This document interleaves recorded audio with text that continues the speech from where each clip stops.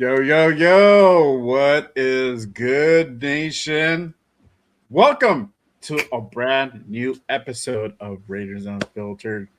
We are your hosts. I am Jay Raider. This is my guy, Primos, to my left, on my right, and then my guy, Raider Will, Silver and Black Radio Podcast. Appreciate you guys Yay! tapping in and rocking with us Whoop, whoop. on this Monday afternoon, Monday night, wherever y'all be at. I appreciate you guys pulling up. We got an action-packed show. We got a lot to unpack, to be honest with y'all. So, man, get ready. We're about to go ahead and bring it, y'all. So, again, appreciate you guys tapping. Let's go ahead and kick this thing off, y'all. Countdown to Raiders training camp has begun. Raiders training camp officially kicks off tomorrow. Finally, hold on. Let me do Football's my here. Finally, football. Raiders football is back. To Las Vegas. Let's Hey, go. Charging y'all for Football that. is If around you the want a corner. personalized No. message, I charge. Okay, so I'm just kidding. But finally, Raiders football is back, y'all. We're about to go ahead and get this preseason underway. We're starting off with training camp, and like I said earlier, we got a lot to unfold, y'all. Things have been happening within the last few hours. I'm like, what is going on, yo? Of course, things would go ahead and happen as soon as we're about to go ahead and officially start kicking off our preseason. And so let's go ahead and begin with the Raider news. We had this earlier today. Miles Sanders worked out with the team today. Let me go ahead and pull this up. According to Jeremy Fowler, Pro Bowl running back Miles Sanders worked out with the Raiders.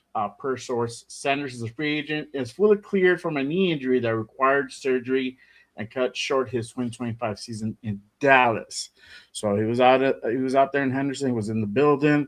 He was working out. As of yet, I have not seen anything that there has been a deal made, but as of right now, Miles Sanders worked out with the team. What do you guys think? How do y'all feeling about this?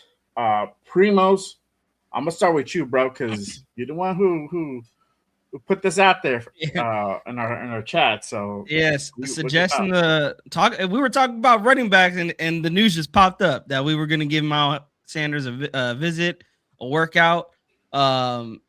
I'm not really like too, like it doesn't move the needle for me. I'm not like is he gonna make, they're gonna sign him.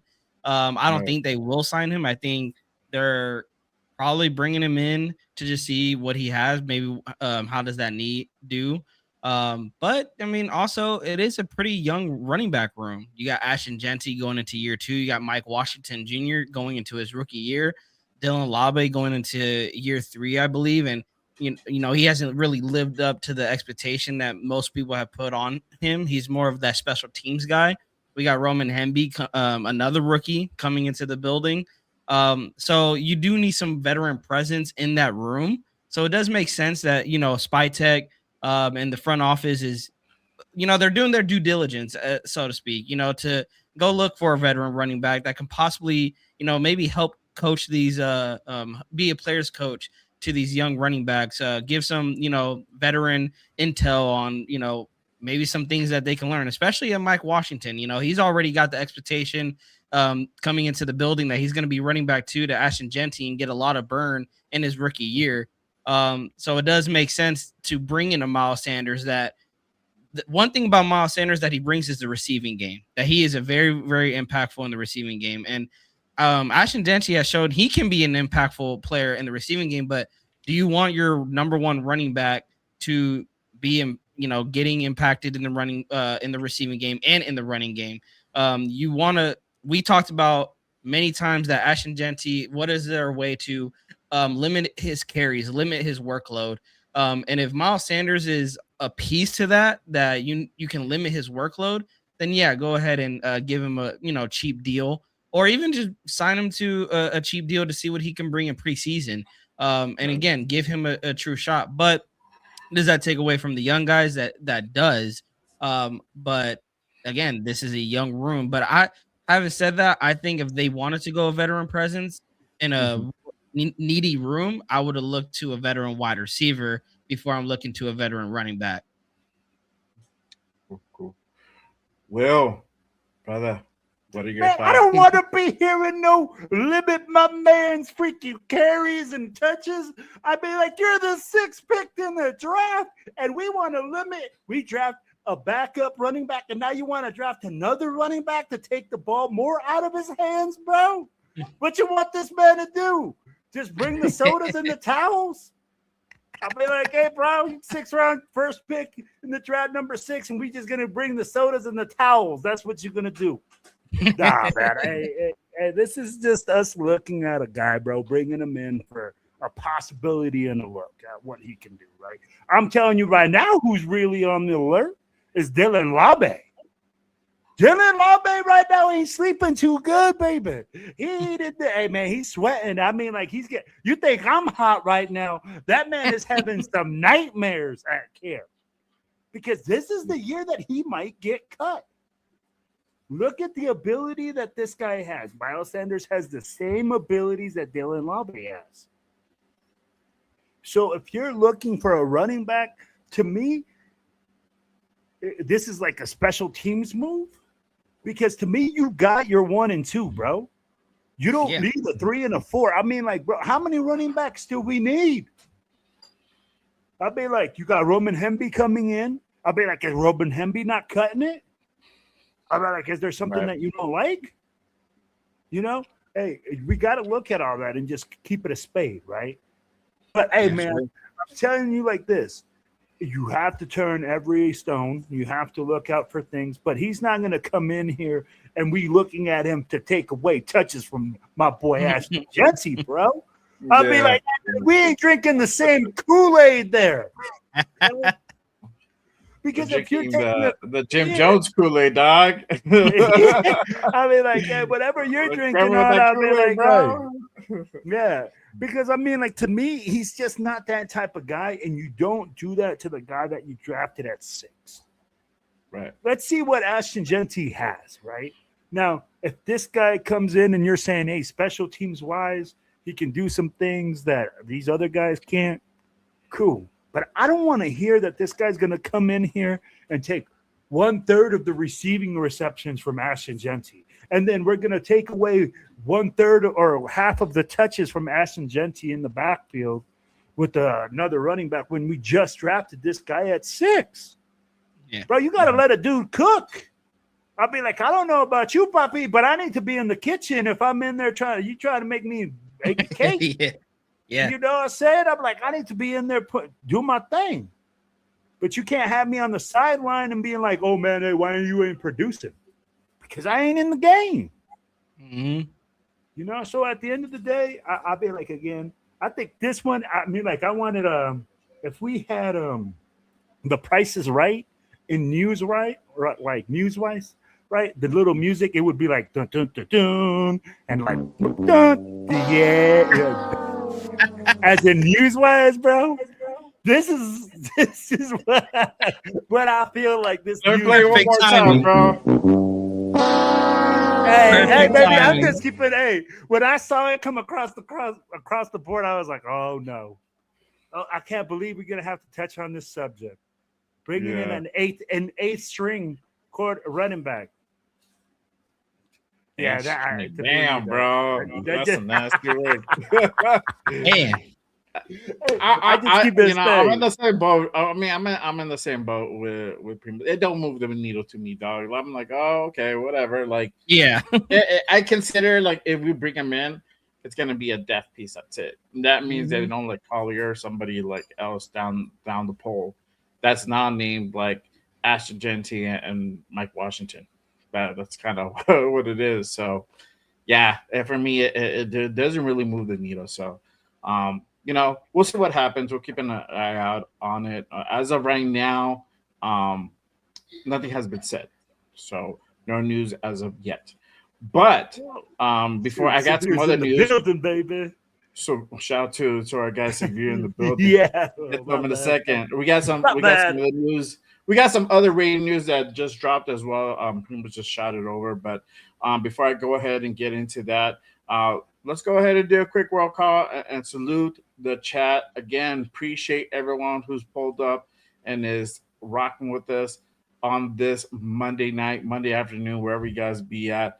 Real quick shout out to our brother CGR in the building. What is good? What is good, my guy? Salute, salute. Shout out to Jack in the building. What is the deal, my guy? Jack. Crown in the building. What's good? What's good? The Oos. Lecky in the building. Lecky. Pulling up. My guy Raider Ryan in the building. One of my members here at Just Raiders. And if you want to be like my guy Ryan right here, become a member. Be a part of the family, the JRB family. I got my link pinned up top. It's all now just one price. You get everything. I say everything for $5. $5 only. $5 a month. So you get oh, man. Right. I don't want to know what you be doing for $5 there, Jay. Hey, bro. I bet you do want to know what I do. You'd be like, oh man. You be flashing that $5 bill real quick. He's like, good morning, Vietnam. Here's a Mr. Lincoln for you. Come here, buddy. What content you got for me? Shout out to Raider Paul in the building. Already with the hold on, dog. Oh, there you go, my guy. Salute. Appreciate you pulling up. SA Big Dog. What is good, my guy? Salute to you. Salute. And our brother here, Severe in the building. He says Miles Sanders is a vet. I don't see him getting too excited about having play on special teams. Maybe a camp body situation to have a veteran running back out there to be an example for the youngsters. All right, yeah, that's what I'm saying. Like, it would just kind of be a death piece on that. Yeah, it's not going to be like, oh my god, we got Miles Sanders. We're gonna be fucking. We're going to the Super Bowl. Running over motherfuckers this season for sure. Hey, Raider, we're going to the Super Bowl. We're going to the Super Bowl. We got Miles Sanders. Watch out. Watch out, Chiefs. We're gonna wreck the division, bro. That's it. Not only do we suck, we really suck now. Shout out to Roseanne in the building. Salute. Good, Roseanne. We're gonna get to that, dog. We're gonna get to that. All right. So, like I said, we got some other rating news as well that just kind of went down just a little bit ago. Let me go ahead and pull that up.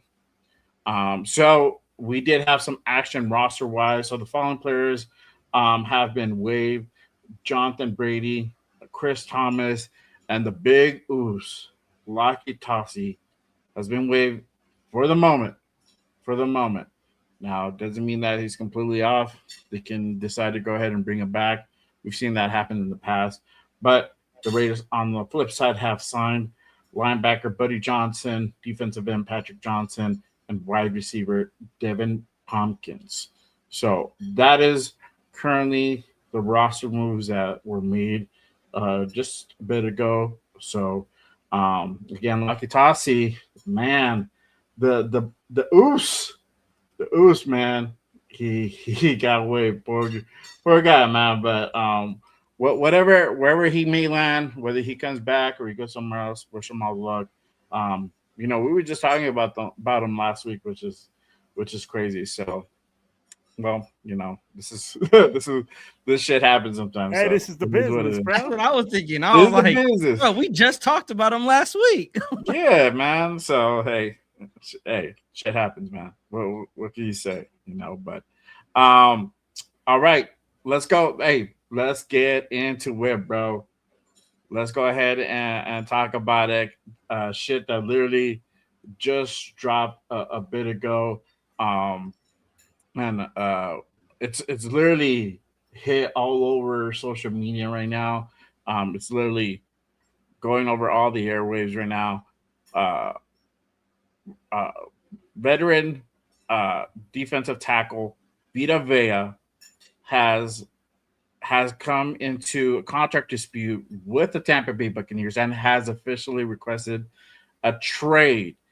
Now, this is the thing, and again, this was put out there earlier. Actually, damn, I should have had that ready. you sent it to me, right? Pretty much okay, here we go. Let me flip it to here. So per Ted Nguyen, he comes out and posts this on Twitter. He says, from a source, Vita Vea says he wants to go to either California or the Raiders. So boom, boom, boom, boom. Well, that's the price is right. But dun, dun, dun, I don't have that sound effect, so I gotta do it with my mouth. No, there you go. There you have it. There you have it. Now you're like, okay, Jay, we've heard this shit before, and I told these two dudes here, I was like, you know, we get put in. Everybody's linked to the Raiders, right? Everybody's linked to the Raiders. But then I kind of like paused and I thought about it, and I'm like, okay, what's up? What's up here? I'm like, I forgot that Spy Tech is from Tampa Bay, and guess what? We kind of have a need for a nose tackle. And guess what position Vita Vea plays? Nose tackle. So some of these things are kind of lining up now. It could be just smoke. Could there be some fire behind it? Don't know. But this is currently the thing that's floating out there, and it's kind of picking up wind. So I'm gonna go ahead and ask. I'm gonna go ahead and ask you guys, what are your thoughts?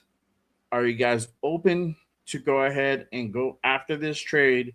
Or you guys are like, nah, we good. We're just going to go ahead and continue focusing on our rebuild. You know, we'll go ahead and draft a guy next year or whatever. What are you guys' thoughts? I'm going to go to Will first this time. Let me know, brother. Man, as much as I want to say I would love to have Vita Vea on this team, it's like, hey, bro, what are you charging me? What do you want for Vita Vea? Right? If he comes up to me and he tells me he wants a fourth round pick, hey, baby, I love you. I'll take it. If anything higher than that for Vita Vea, I'm like, I'm sorry because of his age, man.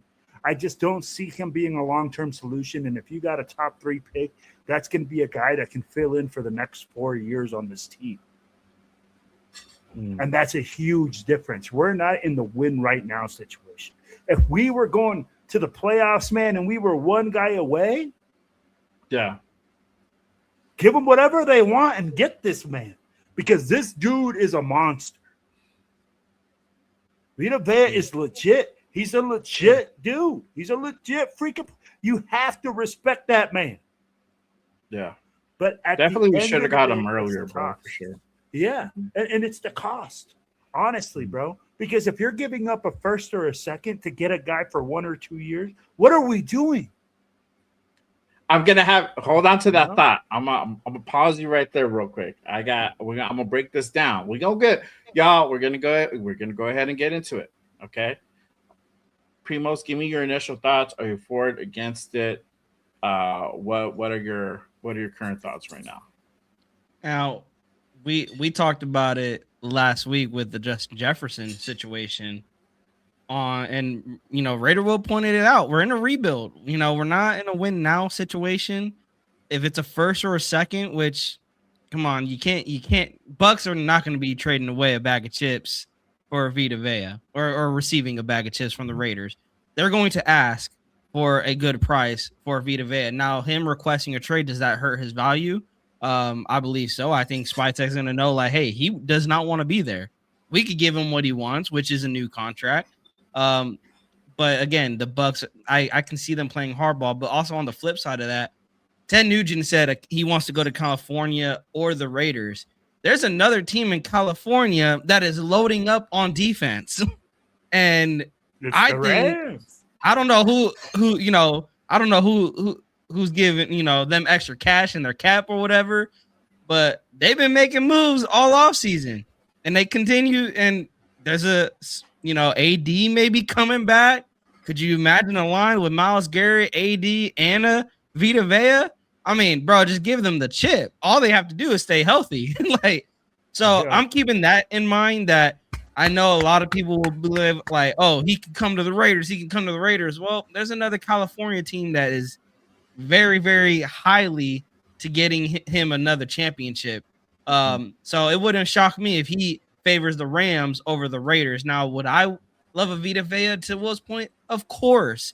Just like I would love a Justin Jefferson. It is a position of need, and we need a nose tackle big time. And Vita Vea will be a day one starter. That is a need that is not a need anymore once you add him to this team. Pairing him with Max Crosby, that takes all the pressure off of Max Crosby. But at the end of the day, what is it going to cost you?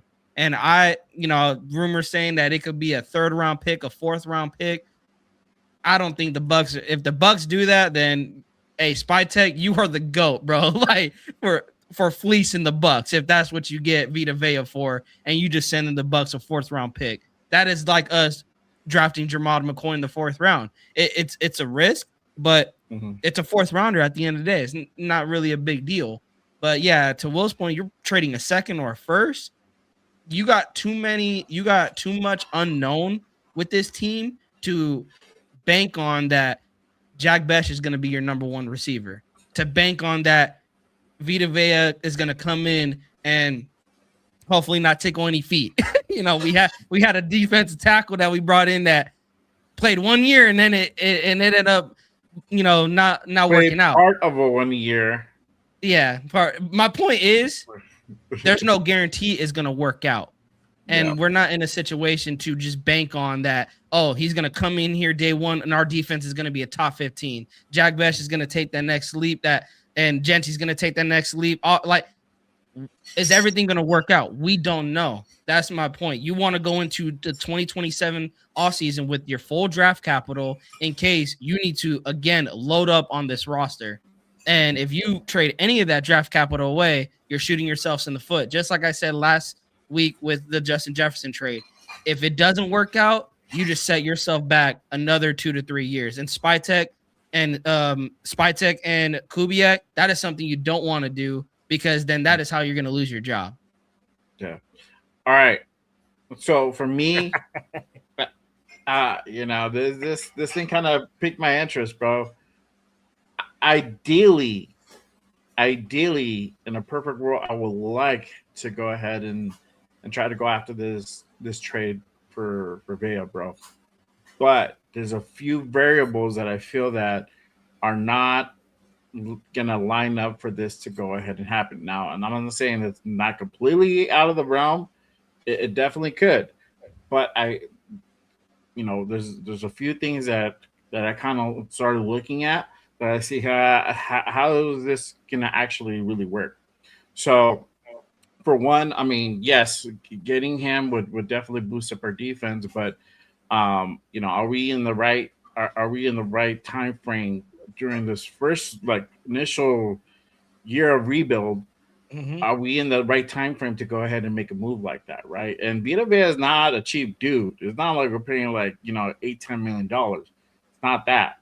Let me go ahead and expand on that, as you say. So currently, his contract is $17 million. $17 million. He is on his final year of his contract. He is a free agent next year. So obviously, he's trying to go ahead and get that contract. He's trying to go ahead and possibly, most likely, most of these guys are trying to look for a long-term type of deal with a good amount of guaranteed money behind that. So with that being said, at the moment where we currently sit at, as far as in cap space, we're at about 14.5. So which means if we just went we traded draft picks, we're gonna be over the cap. Ain't gonna work. So what does that mean? Most likely we're probably gonna have to go ahead and give up something more than a draft pick. It's probably gonna be a player to go ahead and kind of offload this, lower this cap space so it can make it work, right? Mm-hmm. So now you're looking at most likely looking at a player and maybe a draft pick, and you could probably go now lower in the draft depending who you're gonna send. Our guy Samir said Jack Besh, bro. He's like Jack Besh, right? Hell yeah! Big name Jack Besh, right? Hey, bro, if they say Jack Besh, bro, why are we signing him right now? Sign on the dotted right, pronto. So but that means you're gonna give up a player and maybe a draft pick. I don't know. That's all Spite is. Willing to You can give up a 6, and depending, you can put out there a Malcolm Kuntz. You can put out there a Jack Besh. I don't know about Jack Besh necessarily being like, okay, that guy sounds good. Let's get him. I don't know, right?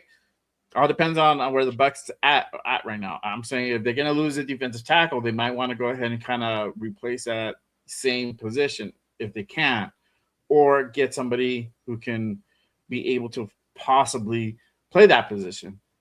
I'm thinking like Adam Butler. You can also roll in Malcolm Kuntz. We kept Malcolm Kuntz on a 1 year, not super expensive, but a $10 million deal for a 1 year. It's substantial. That could be another move. I don't know. But this goes into my next question, and I got this is where I'm like, hold on, pump the brakes. I want everybody to let me know down below if you guys are for the trade, you guys are against it, and if you're for it, what would you go ahead and give up for Vea? Let me know. All right, Primos. Okay. What would you trade? Okay. Let's make a deal. Of course, I would want a Vita Vea. And I like what Dixon said. Michael Mayer has been on, the trade talks like for what, the past 2 years. Mm-hmm. You could send them a fourth with Michael Mayer. But to your point, Jay, now that you mentioned Adam Butler, I mean, that makes sense in itself too. Like, you got and 805. I'm sorry if you're gonna hate me, or we're probably not gonna be friends after this, bro. It's not. He's gonna come in here. Don't you talk about Adam Butler. But I gotta think about it from like, if I'm gonna wear my GM hat, Adam Butler doesn't sound too bad to go ahead and ship off to. And he had a pretty cool year last year, and then that's definitely something you can go ahead and sales pitch if you're trying to work out a trade. So I don't know, but I'm sorry, bro. And if he ain't in here, he's gonna watch a replay. I'm bad, dog. I think what would I trade for Vita Vea? I think it would be Michael Mayer. Yeah. It would be a player, and that player would be either Michael Mayer or, to your point, Adam Butler in a fourth. It would be a late round pick. I wouldn't do anything higher than a fourth. Okay. Wow. Man. Adam Butler or Michael Mayer. Fourth. Or Michael for a fourth? Dang. And a fourth? Damn, dog. Okay. Shit. Okay. Hey, if you could go lower and get a fifth or a sixth. Here's your bro. But all right. No, you're gonna stick with that. Cool. That's your is that your final answer? All right, I'm gonna stick with that. Well, I'll stick with it. I'm gonna stick on business. I'm gonna stand on business. Okay. All right. Cool. All right, baby. This is what I'm gonna do, man. I'm gonna tell you like this. First of all, I'm taking the Gulfstream first class down there to Florida, to Tampa Bay. Damn, I'm walking in with all the swagger. I'm coming in and I'm going like, "Hey, Vita Vea, you gotta come into us, bro. And if you come into us, I need you to come in at a little disky account. You know what I'm saying? I'm gonna send you over there on this freaking private jet. We can get you all nice. We're gonna get you all sedity, man. Make sure we take good care of you, but you got to take care of us. I don't want you at this $18 million price tag. They don't want you here. We want you, but we need a little discount so that way we can build some more players around, And I'm not giving up no Adam Butler. I'm telling you right now. I'd be like, bro, to me, to me, if you put this guy out there that you're going to get Vita Vea, and bring him in. You don't trade Adam Butler because I think you have Adam Butler there for Vita Vea to teach. If there's somebody that has to take over Vita Vea, like we said, he's 37 years old, bro. He's only going to be playing 2 more years. So why would we trade Vita? Vita's 30. Vita's 30? Yeah. 31, bro. Then yeah, bro. He just turned 31 in February. He just turned 31 in February. Oh, yeah, then you got to get rid of it. Then I'm with you guys. I thought he was 37 for some reason. No. But I mean, this kind of goes over against the youth movement a little bit because he's just that over the 30 mark, over the hill 30, whatever Max you want is to call 29. it. Yeah, but he's still in the 20s, bro. It still counts, dog. I'm about to be 42, but I'm technically 41. You know what I mean? Like that fucking No, you year 50, counts. bro. I'm You holding on 50. to it, bro. Hey, bro. Yeah, I'm Hey, adding you more 50. years. I've seen you moving around, bro. You moving like a 65-year-old man at 40, homie. Bro, I Damn, gotta Will. stretch. Bro, I gotta stretch to get up. That's how bad. No, I'm just kidding, bro. But I'm just saying, okay, at 30 years old, I could see why we'd have to. I would package Butler. I could see a package with Butler and Jack Bash. Okay. I'd give Wow. you Jack Bash. Eh? I'd give you So Jack just Bash. players only then? Yeah, players only. Players I'm not only, gonna no give you. draft picks. Yeah, and I'm going to try to make it so maybe a Malcolm Kuntz. You know, if they're interested in a Malcolm Kuntz, I don't want to trade draft picks because I don't want to trade my future.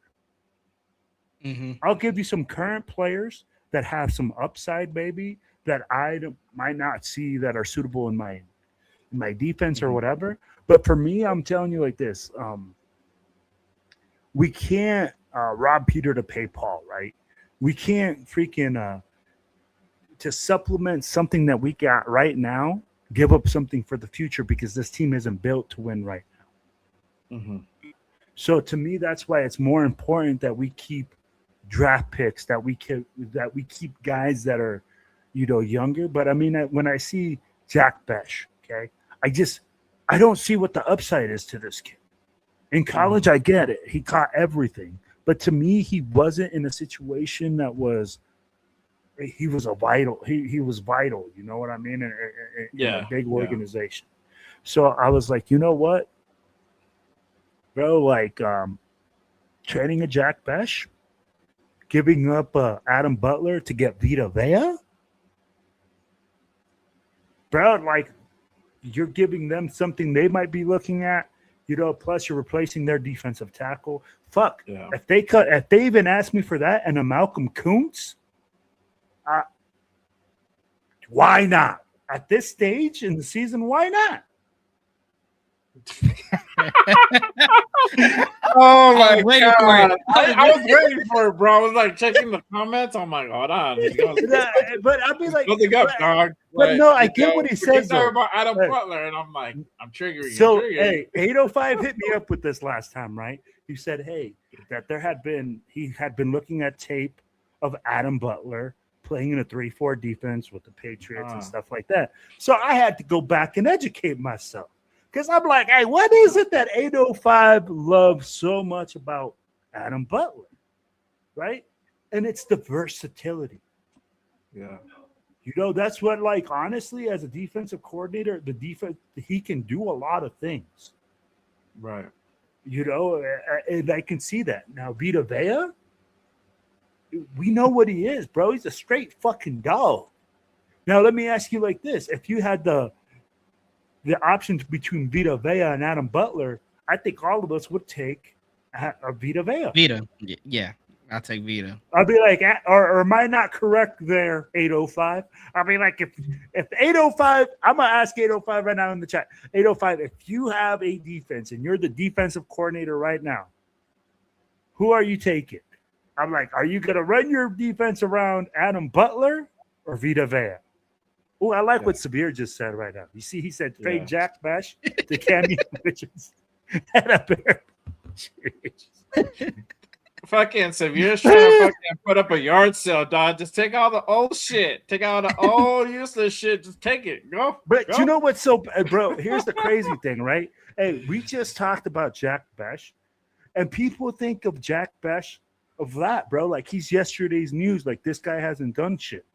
Well, he's still unproven, bro, and I think that's kind of what as the a question second- mark that dangles, right? I mean, look, his reps were limited, right? And we argued. Well, we didn't even argue. We just talked about it last week, and we said like, what didn't he do to get more reps or to start? Yeah, right. But on the flip side too. But on the flip side too, we know that Pete Carroll's decision making was super sus, bro. So you have those two things that kind of conflict. And now with Clint Kubiak here, we're gonna find out. But if you want to go, and this is the thing, this is Spy's guy, so I think he's gonna make the ultimate ruling here, and well, he should make the ultimate ruling. But I'm pretty sure Clint's gonna be like, hey, you gotta do what you gotta do. If you're gonna ship him out, cool. If you don't, you don't. You know, could that be the like maybe a caveat? I think that's maybe something you can potentially use to like sweeten the deal. But and my bad, bro. As I told the 805, I'm sorry, bro. I love you, bro. But I think Adam Butler in the trade situation for me, I would probably put Adam Butler and maybe like a 6th or 7th round pick, a way lower draft pick. If we're gonna do that combination, or you can do This Adam is straight Butler. fleecing the Bucks. I mean, like you're taking the Bucks out to the. If the Bucks sign Bro. that, bro, hey, I can already Bro, see. you're getting Bucks Adam. fans. Hold on, wait. I wasn't even. Oh, that's just one scenario, bro. This is just one scenario. I wasn't done He yet. said Adam Butler and a 6th round pick. And it's just fucking take it, bro. There you go. Good. I'll throw in Jack. And a I'll throw in Jack. chuleta. Wait, hold He's on. like, I got Where's some Severe? Like throw Jack Best, bro. There you go, bro. There you go. So you can start talking about food now. Or you can put in a Malcolm Coos in that situation, bro. And you could probably go ahead and trade away a different, but you have a Michael Mayer will probably be something that kind of makes more sense in that situation too, right? So I could see that. you're not giving up any draft capital. I don't know, and you're going to be able to go ahead and clear that cap to be able to go ahead and pay Vita. I mean, most likely you're going to go ahead and redo the deal anyhow. To probably, I'm just taking a wild guess. Don't quote me on it. Don't hold me to it. I'm thinking like a 3-year deal with like a 2-year guarantee. You know, two of those years fully guaranteed, or I can see that. Yeah, something along to that effect, where you know they do like a very small amount for that 3rd year. So if they want to go ahead and part ways, it's very insignificant where it's going to be like a detrimental cap hit or anything like that, right? That could be the kind of deal that they would make from that trade, because he's still going to want that money. That's the thing that we forget, because you got to trade the motherfucker. You got to trade for the motherfucker, and you still got to pay whatever he wants to go ahead. Now it's your turn with the contract negotiation. Hey, so that's where I go like, hey, and I like what Jay just said, because like that connection with Spy Tech, that might be the trade that you make, and you go like, hey, homie, like I said, give me that homie discount. Give me that. Hey, I'm taking care of you, homie. You 30 right now. I take care of you till you're 35. Let's extend this money out till you're 35. Wow, 4 years. Goddamn, bro. Woo. 4 years. You could extend it 4 years. Extend it, or whatever my stay is. You know, if he wants that security, I say, hey, man, I have 2 or 3 years left on my contract. As long as I'm here, I'll make sure that you're here. 34 years old, bro. A 31-year-old, the 32-year-old Vita Vea is better than half these fucking guys that are at 28. Yeah. Yeah. And we've been craving for pressure up the middle. Like we've been begging for it as a fan base to open up Max, open up the edge rushers. Vita Vea coming in takes all the problems away. He'll put pressure on the quarterback. That way the quarterback can't step up, and he could plug up the middle and help you in the run game. He could do it all. Yeah. I'm gonna ask you. So, is he 30 or 31? Because Alex is saying 31. that he's 30. He just turned 30. No, he just turned 31. I have it here. I have Spot Trek up on my end. His birthday is February 5th, 1995. So he just turned 31. He's 31 then you give him a 3-year contract till he's 34. Yeah, there you go. You say, hey, you give him that 3-year. You say, hey, man, let's extend this money out. I'll give you two guarantees. I think 2 fully guaranteed. He would 2 fully guaranteed. You'll be good. You know, you'll be taken care of. You know, well, like give me a little bit of discount on this first year. I'll make it up to you next year, and then 3rd year we can go ahead and either renegotiate. It'll be a big sploosh. You want to go ahead and test the market again? By all means. No ill or no bad blood or anything you want to say. But that's kind of what I'm thinking. That's what I would do. If it were to happen, it would go down. And I think the connection with Spy Tech, that matters, because I think Vita will be open to hearing him out. Big time. Yeah, because he will be open to hearing him out. Like, okay, what is your plan, Spy? Like, tell me what your plan. What are you going to pay me? especially if Spy's a straight shooter like he's known to be. Like, yo, he's just gonna be like, look, man, this is what it is, you know, and like, hey, this is what we can do. Yeah, he's not gonna play no games. Basically, he's not gonna be. And then he can be like that straight up. So yeah, I could see that's the only way though. We have to make salary cap room for him. So we have to send out players, you know.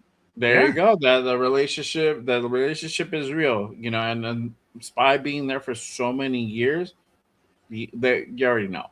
He was involved. He was there. I don't know. I can't say for sure. Like he was part of him bringing him over, but I'm pretty sure that he had some type of like he had his hand in the nitty gritty to go ahead and make that happen over there in Tampa Bay. So, yeah, man. I mean that relationship is real. So that's why I think now this is kind of gaining more steam is because of the fact of this relationship and John Spytek being in Tampa Bay for so many years. I mean, he knows what Vita will bring to the table. Yeah, exactly. hold on, fellas. I don't be. But Alex, he said Vita wanting 25 to 30 million a year would hamper our future cap. Where did Vita Vea come out saying that he wanted 25 to 30 million dollars? I think he's averaging right now. I think he's averaging like hold on. It was 18 mil. Like 14. Yeah. No, it's 7. Well, he's due for 17 this year, right? Yeah. But I think his average was like 14, 15 million per. That's what he's averaging. So normally you would probably ask, I don't see more than 5. Unless you're like balling. Then that's different, you know, at that point. You know, I'll be like, you gotta get Kirk Cousins' agent on, you know, work for you, bro. Yeah, but I'll be like, that's why I'm like, I don't know where he got this number that he said, hey, Vita is wanting 25 to 30 million a year. I'm like, unless it's like, hypothetical. That would be insane. Nobody pays that for a defensive tackle. Yeah, if that is what he's asking out, then I think Spytek would be like, love you, bro, but you gonna go get that somewhere else. You ain't gonna get it from here. Bro, I don't think there's a defensive tackle wanting $30 million. Yeah. I don't see that. 22 mil, but about 18 mil base. Like per year. He was just making the last 2 years before this year. He made 15 and a half last year. Well, that's what his base was. With a signing, give him about just over 16, and then 17 last year. That's with his signing included, and then this year he's slated for 17, and then he's a free agent next year. So, and then he got when did he get restructured? I think he got restructured at some point. But yeah, that's kind of what he's been averaging, like 15, 16. So you might go up and go towards that 18, 19. You're tipping that 20. So, but I mean, you know, you got to be. I don't know. I feel like you got to be balling to get towards that 20 million. So, but I don't know. You know. Yeah, I was just gonna bring that up, Alex. Jeffrey Simmons is 35, but Simmons is a beast too. Yeah. Let me go ahead and pull up some of the responses from a chat. Again, appreciate you guys pulling up and rock with us. Make sure you guys hit that like, hit that subscribe button on all of our channels here. Real quick. I lost my place. Damn it. All right, here we go. So Severe had said Jack Besh, DCAM, and speeches from Carol. Anthony says Mayor and Butler for Vita. Okay, there you go. Shout out to Nutty in the building. He says trade your scooter for Vita. There you go. Done. Hey, bro, we're gonna have a yard sale, dog. Take our whole shit. Oh man. Shout out to Ben in the building. What is good? Make sure you guys check out my guy Raider Ben's Silver and Black Lounge firefighter show with 805 the other day. Salute to them. Let's see here. Bro, next we're gonna trade AP's Nikes, bro. I know, right? Just get rid of all, bro. Let's see. 805 says Vita who he's a youth player compared to Butler. Just playing. Vita is a bad man. I just don't know if I would pay him close to 20 million for this season when we're starting Kirk Cousins. And that's my point. That's what I was saying earlier. Like, I don't know if it's the timing is right for this move.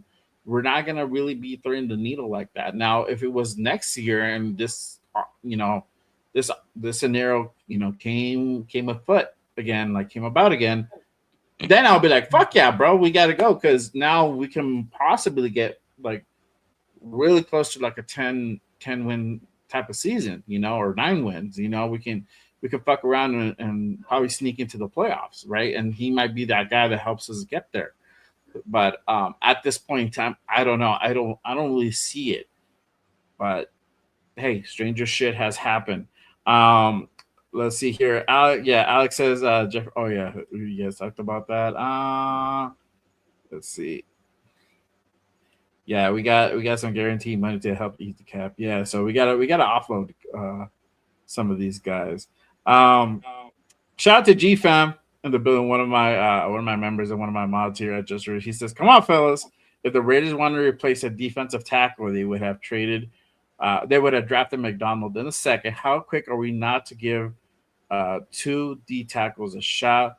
Oh, ye of little faith! It's not about that. It's not about that, dog. Because this is the thing." And shout out to 805, bro. He put it right on the money, bro. And he really actually gave me a different outlook. And I said this on the Saturday show with Leo. He said that Spytech tends to draft like very developmental guys. And we saw that last year with like Tonka Hemingway and JJ Pegues, right? They showed flashes, but they're really developmental guys. They're not fully proven yet. We're just seeing little flashes here and there. We kind of know where we stand with Adam Butler, right? And we've seen improvement from Adam Butler. So, but we don't have that dog, bro. We don't have that guy at nose tackle. So we know what we have. We know what Villa is all about, and he is that dude. Yes. So going after a guy like him, and especially with the ties, that relationship with John Spytek makes a lot of sense, bro.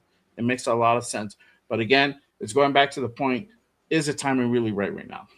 I don't know. Right, we're into a rebuild year one with a new offensive coordinator, a new defensive coordinator, a new head coach. Yes. I know Robbie's been here for a while, right? But it's really his first time taking the reins on the defensive side of the ball. Same thing for Andrew Janocko. We're gonna go ahead and talk about all this in just a little bit. First year for him being an OC, even though he was under Kubiak. Still first year, and this is first year for Clint running the whole show. It's a big step up, because now you got to not just worry about your own offense, you got to worry about the whole shebang, bro. You got to worry about everything and everybody. So it's not just a one, like, I'm just going to worry about my side of the ball and that's it. You got to look at it as a whole as well. Even if you have you're trusting and you're putting a lot of responsibility on your defensive coordinator to really run the show, you still can't like completely bleed blind to it. You gotta also be involved in that process. So that's a lot of factors, bro. So that's kind of how I see it. But we will definitely stay. We will definitely keep tapping in, and we'll go ahead and keep abreast of what goes down with the whole Vita Vea trade scenario as it goes on. Y'all already know if something happens, you'll be hearing it. Bro, here. I know Jay's gonna hit me.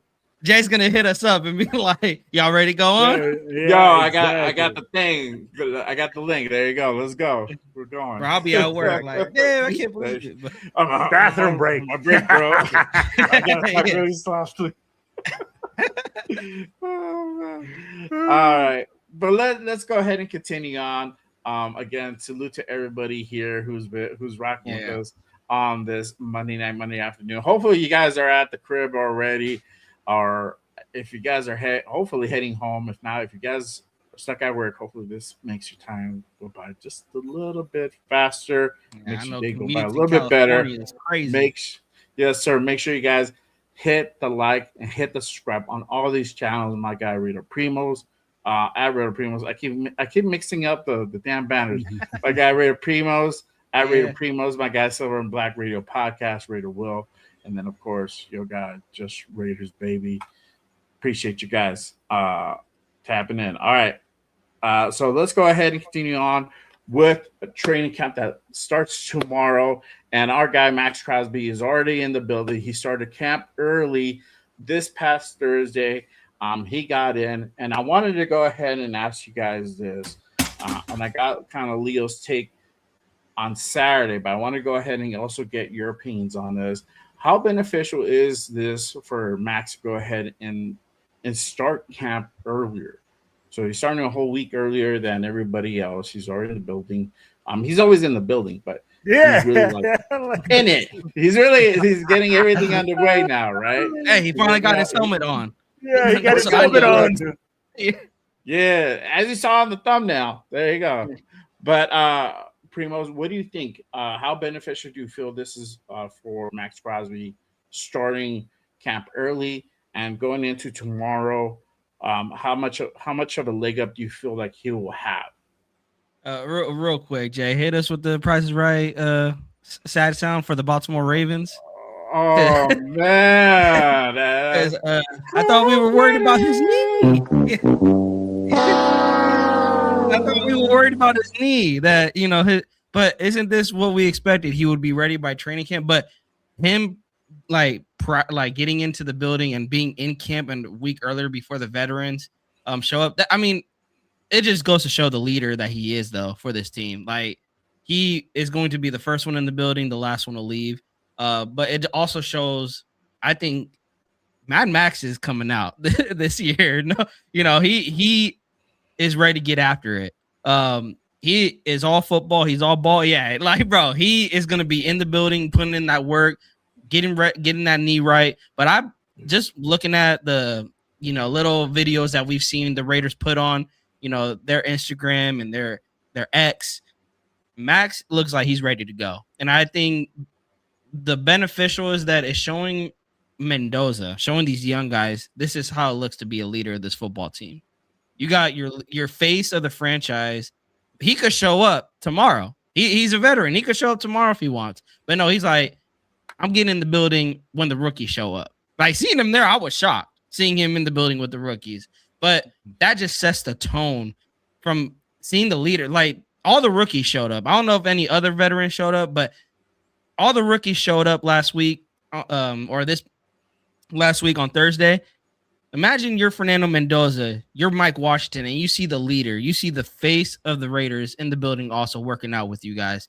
If I'm a player, that gets me hype going into the training camp because that sets the tone of what he expects to give 110% in camp.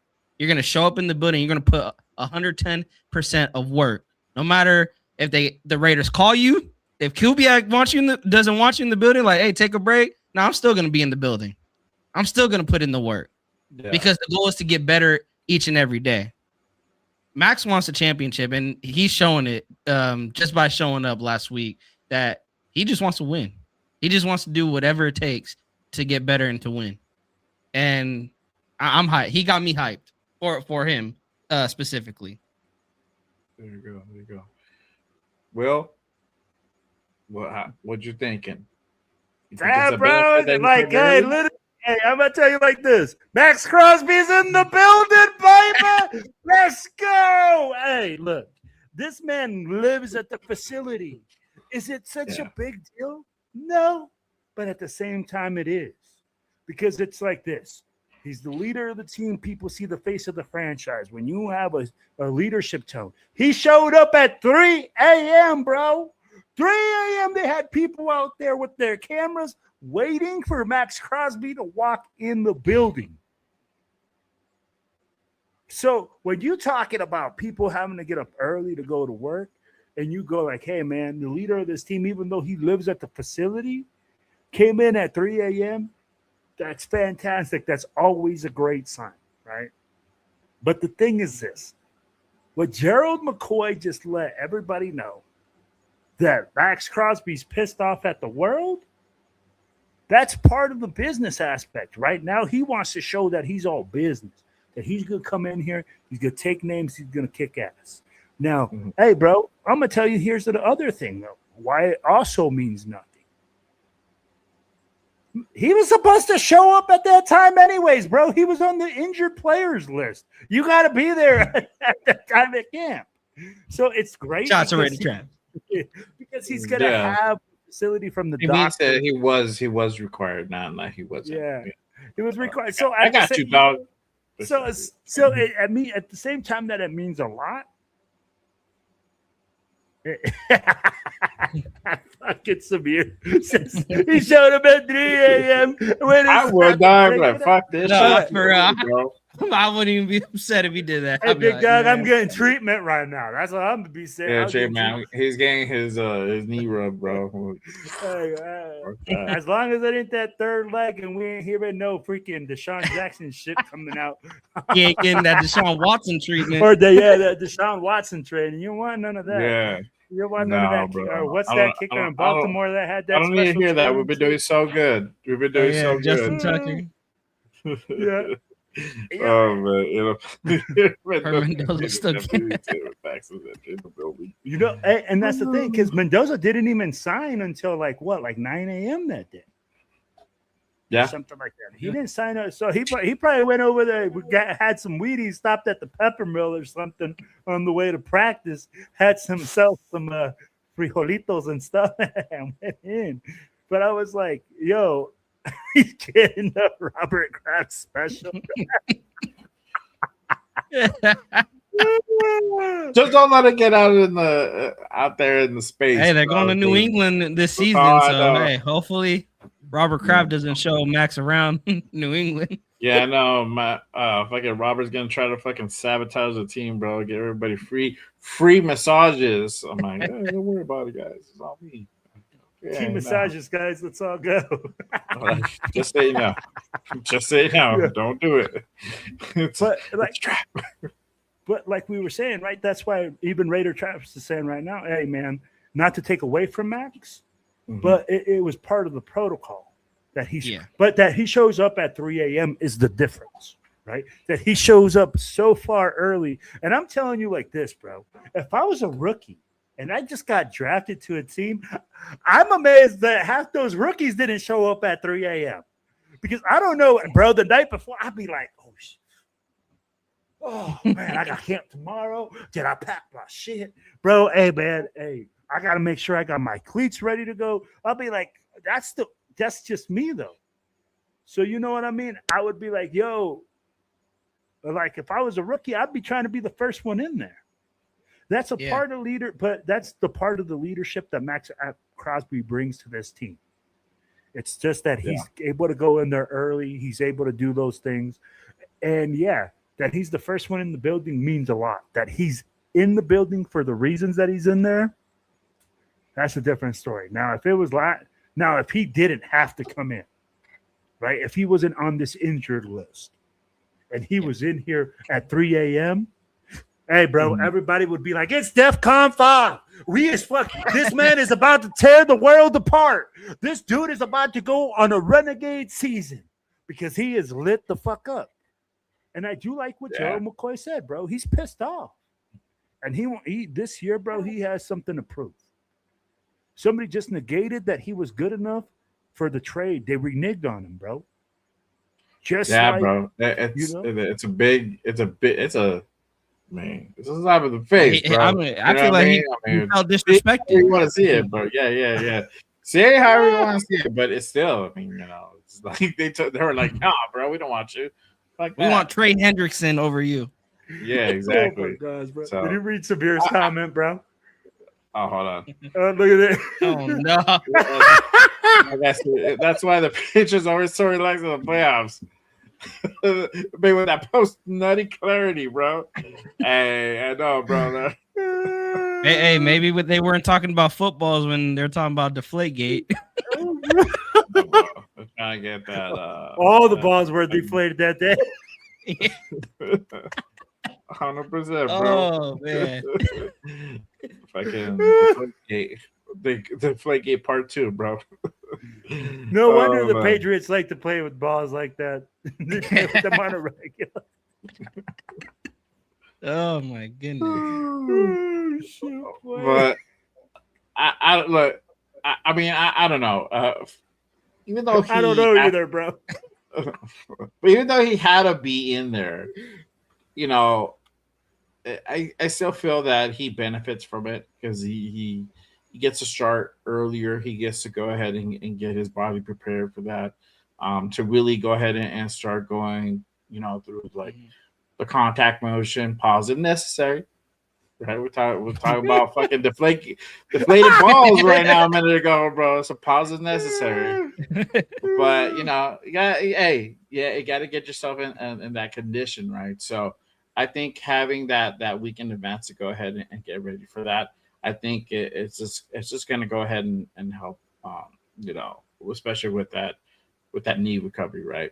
But let me ask you guys this question. I mean, what type of season do you guys think we're going to go ahead and see from Max? I mean, we talked about the rejection, you know, him playing with the chip on his shoulder, you know. So what type of season do y'all feel that we're going to go ahead and get from Max? Well, I will go back to you, sir. Fuck, man, that's such a good question. Yeah. Fuck. So in my mind, I want to say that he's going to have this season where he just comes in here and tears everybody apart, right? Because the mentality part where we were just saying this guy just got namesake. This guy just got said, hey. But then I look at our defense and I go like, if I look at our defense right now, bro, he's one of the guys that I'm double teaming, that I'm chipping, that I'm making sure that, hey, we eliminate out of the game. You know, if we're not, you know, Kwity Paye has a lot to prove. Malcolm Kuntz has everything to prove. I'll be like, let's be real. Let's look at our team from last year. Max Crosby had 10 sacks. The next guy up had 4. 4. Bro, so like when I look at it as an offensive coordinator, I go like, hey, bro, we only got to block one guy. Yeah. Yeah. Like, hey, you know, like, yeah, like, hey, we're going to win with 5 guys up front all day long. Yeah. So at the end of the day, I'm like, I say that I want Max to come in there and tear it up, but I think he's going to have a really good season. I think this might be the season that you see him around that 15 sack season. If he really like turns up and like gets there, I'll be like, you'll see him at 15 sacks. He'll always have a high amount of TFLs, but with Max, it's always like the angles, right, that he takes. Like sometimes he gets there, man, and he's about to make the sack, but the guy steps up, or the guy gets right out of his grasp. Right. So it's about him finishing those plays now. If he's able to finish more than half those plays that he creates, bro, this man could have a 20 sack season. I don't know about y'all. Like, he misses about 6. Bro, Will, that's not a hot take. That's he what I'm just saying. Yeah. Sacks. Like, let's be real. If he completed the sacks on how many that he's missed, guys, he'd have an astronomical amount of sacks. He misses a ton. He brings a great amount of pressure. Don't get me wrong, but he just doesn't finish it. He doesn't go in there and fucking kill the guy. He either runs past him and the guy steps up, or he steps up and the guy steps back. So that's what I'm talking about. I could see 15 sacks. I could see 18. Okay. I think for me, I agree with Will. I see 15, but I'm gonna go ahead and go with 12 sacks. I can see the TFLs, like Will said, they're gonna be up there. I'm saying 12 because of what's around him, and it's mainly, we could talk about him over pursuing because he does over pursue a lot. Where I go like, man, Max, like you got that motor, but sometimes you gotta know when to hold on the brakes and just wrap up and just finish, like you said, we'll just finish the play. But it's also a testament to, we talked about earlier, Vita Vea, what will it do for Max? Well, you talk about quarterback stepping up because there's no interior pressure. It allows the quarterback to step up, or it allows the quarterback to move around how freely, because Max, let's be honest, Max is likely the only guy generating any pressure to the quarterback. Maybe Kuntz here and there, but outside of Max, who, like to your point, well, who else is going to generate, not even just get sacks, but who else is going to generate pressure on that defensive line?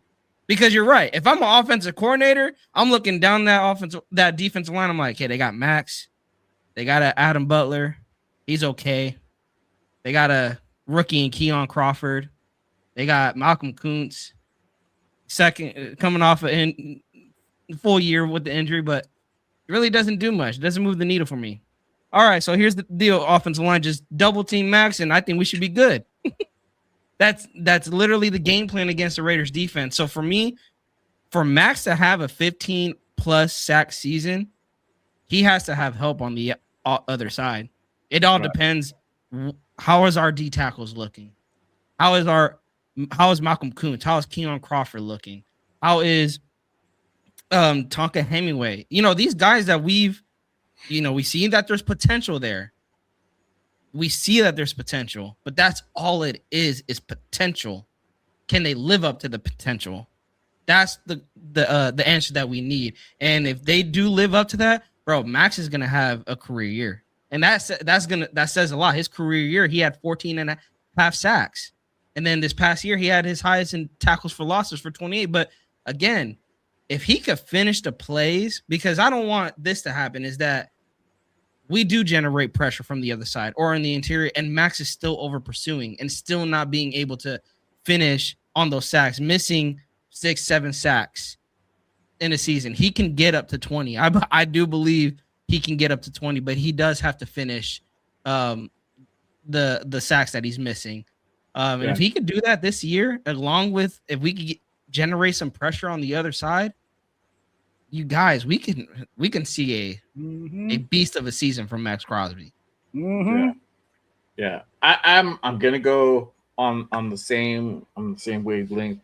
I feel it's gonna be like the ceiling, probably like 12, 13 sacks. I think probably the bottom end 10. I think he can. I think he'll hit double digits, bro. I think I don't remember the stats offhand for last year's. I think the year before that, I think he hit 8 and he didn't finish up the season. So he was already on the trajectory to go ahead and hit double digits if he wouldn't have got pulled early, right? So I think if he plays a whole season now, he's probably going to hit that double digit mark.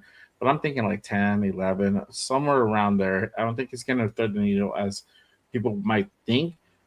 But on that particular department, now, again, we've all said it, he creates a tremendous amount of pressure, and that's also a good thing. That means that they have to go ahead and double, sometimes triple team this guy, right? It depends. Get him on the chip. So you got 3 guys on him, right? But that leaves the door open for other guys to go ahead and come in. Now, we got additional players that we brought in this season, and that will also open up opportunities for, guys like Quiddy Pay, McCoby Dean, depending how they're going to get schemed up. Malcolm Kuntz, we'll talk about him in just a bit. What type of season is he going to have? So all that good stuff is all beneficial. But as far as a solo production, as far as for sacks, I don't see that quite happening. I think we're going to go ahead and see more. I think we're going to start seeing the beginning of a different type of Max, that because he is getting older, the injuries have been piling up. I don't think it's going to be having the same pop as people would think he still has. Father Time is honest. I'm sorry to say, it's undefeated. It will catch up sooner or later at some point. I think we're starting to see that a bit, right? So he can't get out of those double teams. He can't, even sometimes on a one-on-one, he has certain issues, but how much of it was injury? How much of it was it him, right? So those are kind of the little questions that's out there. But I think he's still going to have enough production. I think he's still going to cause enough disruption to go ahead and be a major impact on this defense. And obviously we already know he's the leader on the defensive side of the ball, so he's going to be leading the charge there. But yeah, I think he'll have a good season. I don't think it's the season that everybody projects it's going to be. Just looking at it from the perspective of just on the critique level.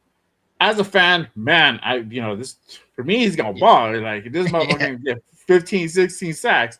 Yeah. But just kind of being objective about it, I don't see that quite happen. It's like he's coming off an injury, surgery, doing rehab, recovery. You know, I repeat it again. So this is like the second year that he's had that injury. How is that really going to look, right? And then you already know if the season's not going to go good, if the season doesn't go good, come week 12, week 13, week 14, we might start thinking at what point do they pull the plug on Max Crosby? Let's keep it real. That's going to be the conversation that's going to be had towards the end of the season. If we're like 3 wins out, maybe 4 wins, they're probably going to be like, well, you know what? We're going to go ahead and keep Max long term, or at least for next season. Let's pull the plug early, conserve him, or whatever. However they want to go ahead and do that. I don't know if they want to revisit that after the whole. Oh, bro, I got a hot take. I got a hot take. Go ahead. Hot take. Hot take, bro. Baby. I'm about to tell you right now, Max Crosby will be on some type of snap count, and you will see him rest more this year than you have seen him rest any other year. I believe that that's going to be the method that they're going to use. They're going to use them in certain packages. They're going to give him rest on certain things, and they're going to come to an agreement.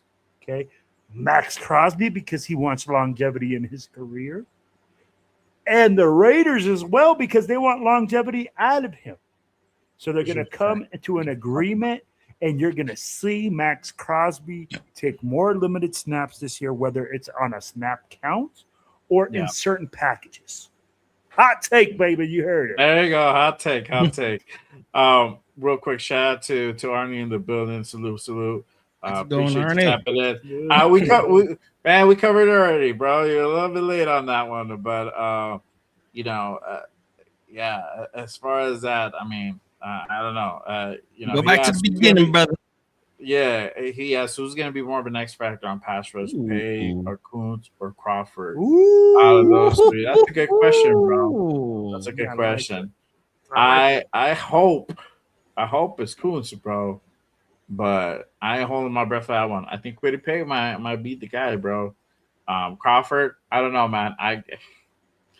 At this level, I don't know. It could go either way. It's hard to say on that one. The only thing people say about Crawford, he has a motor, same as he has a motor. Yeah, he has a motor. But we got to see if he could put it all together. Exactly. Perfect. Yeah, that's exactly what I was to say. Let's see here. Let me go ahead and move on to the next one. And obviously, once training camp kicks off, we're going to go ahead and get a whole lot of battles, position battles, right? And I'm going to go ahead and kind of talk about this. I'm going to go ahead and hit one of the main position battles kind of to watch out for is the quarterback battle, right? You might think, well, you know what? It's going to be Kirk all the way. What are you talking about, bro? Well, you know what? Let's pump the brakes a little bit here, all right? We got 2 brand new quarterbacks. We got Kirk Cousins, Fernando Mendoza. We got a vet and a rookie. Vet, been in the league for quite a while. Yes, he has familiarity with our head coach, Clint Kubiak, but he has not played with guys like Brock Bowers, Trey Tucker, Ashton Genty. How is that going to go ahead and really translate, right? So my question is, what should we expect from Kirk this training camp? How is he going to do?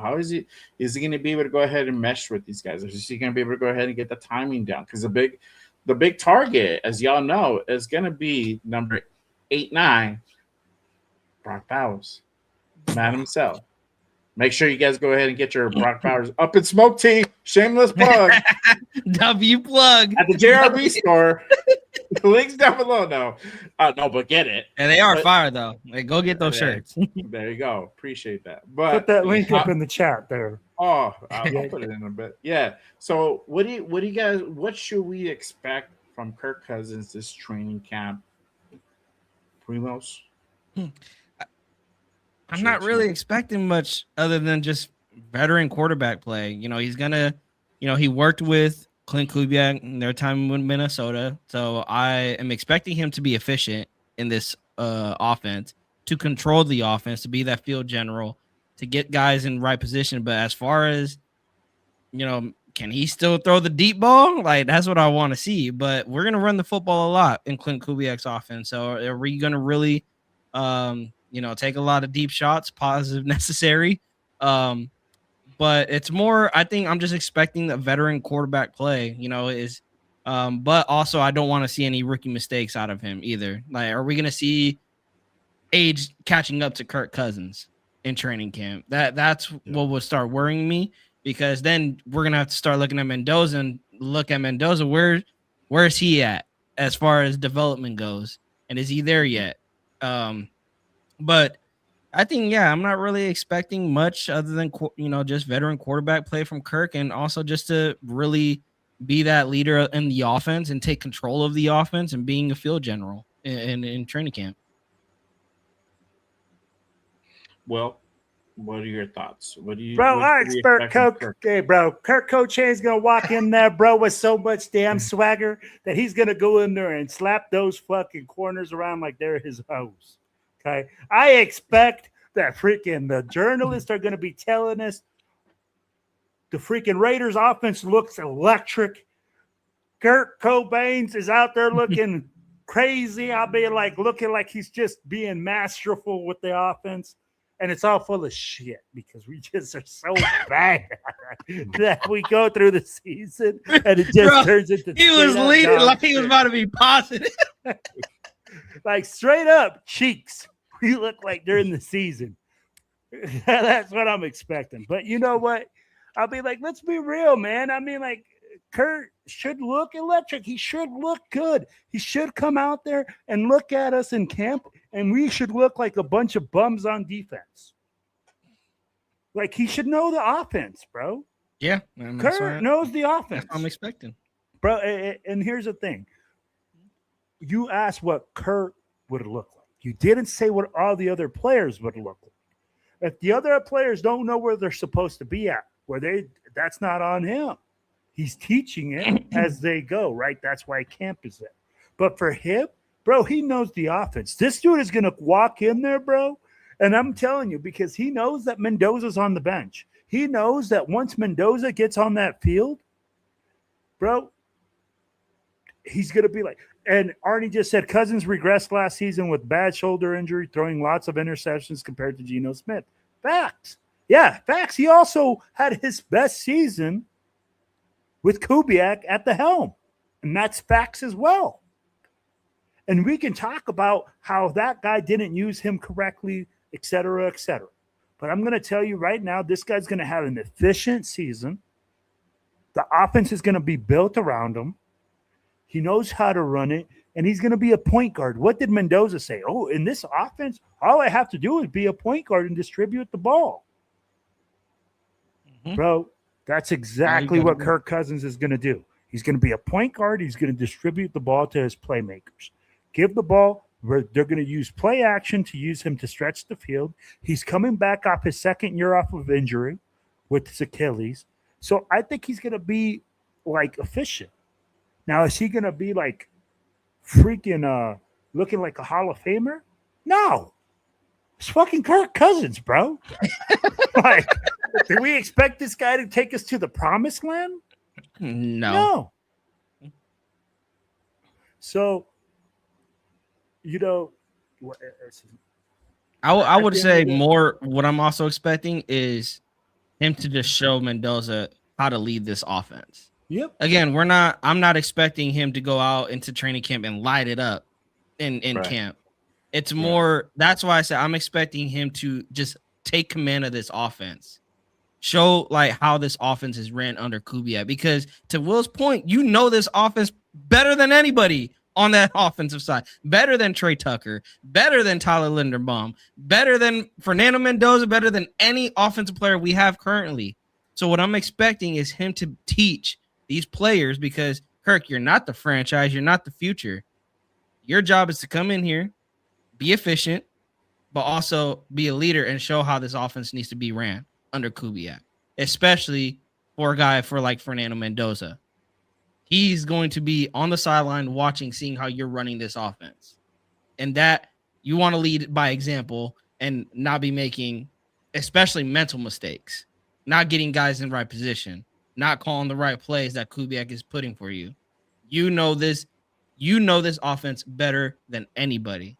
So there should be no reason why, for me, there should be no reason why people are out of position, because Kirk should be putting them in the right position. And that's what he's going to be doing, right? Because you still got to like go through all that in camp and go through all that progress.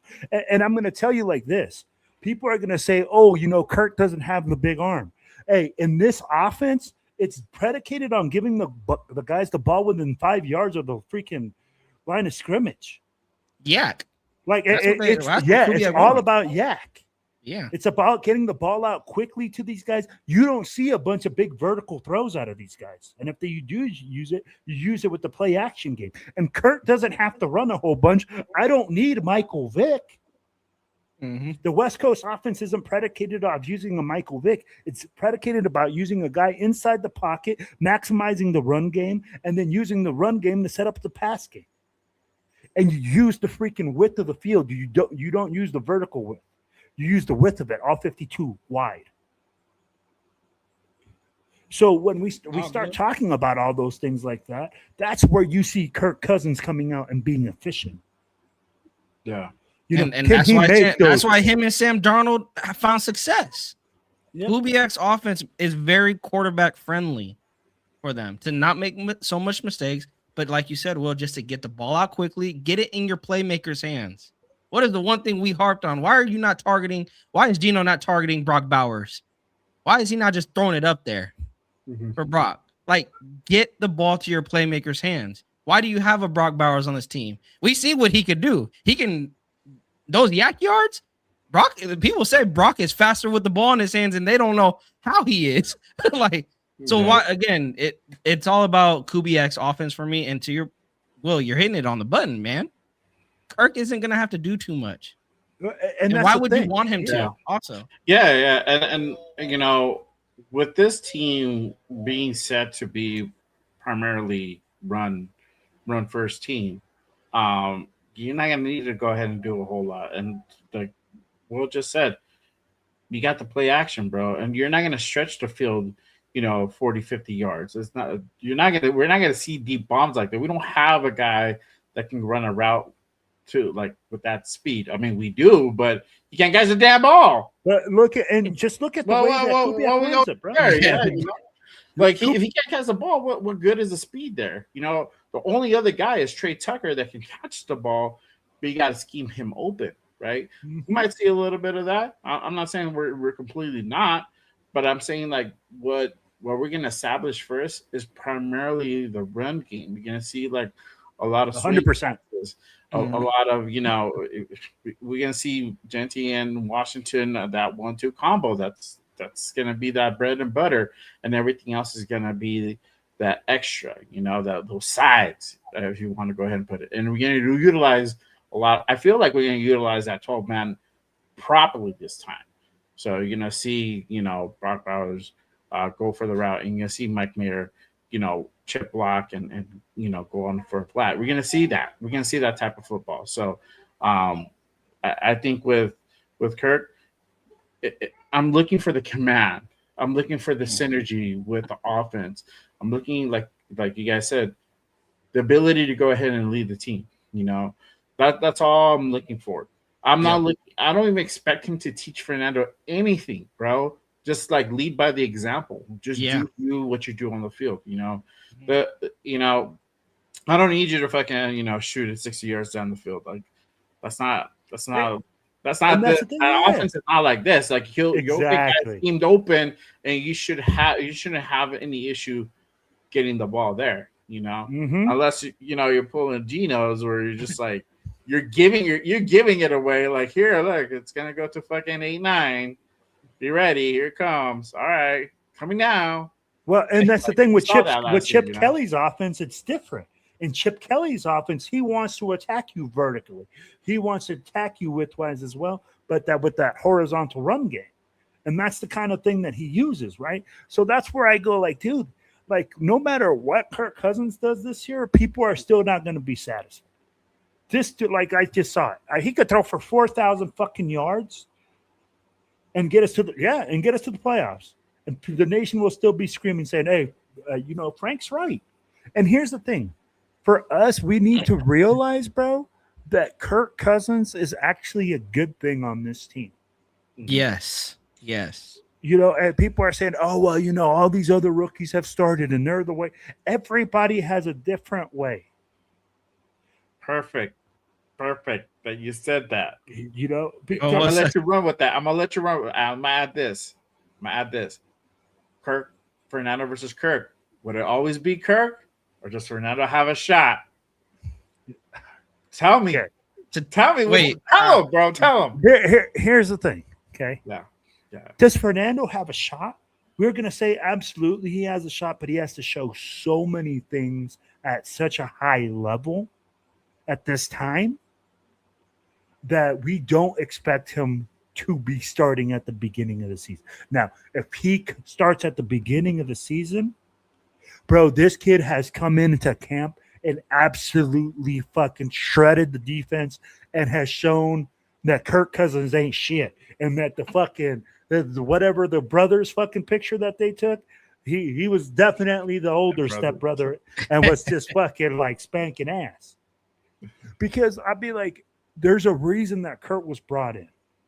It's so he can come in and show this young man how to lead these guys, how to put them in the right position. Because there's a certain way that you talk to guys. There's certain things that happen in this league. Defenses are more complex. Other things happen. Guys might not move the same way. So again, we have to look at that.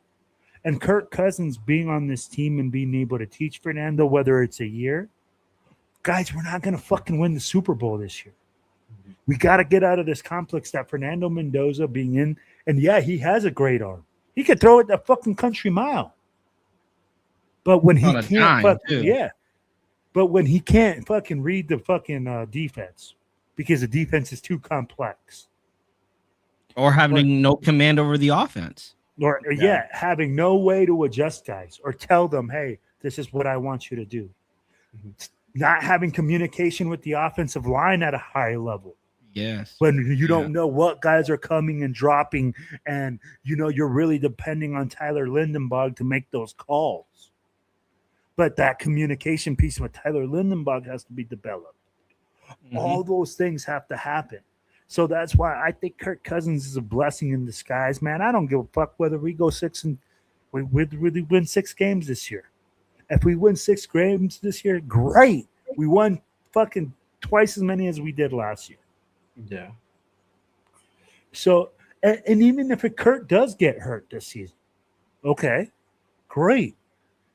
Then Fernando Mendoza is not under the pressure that he starts the fucking season.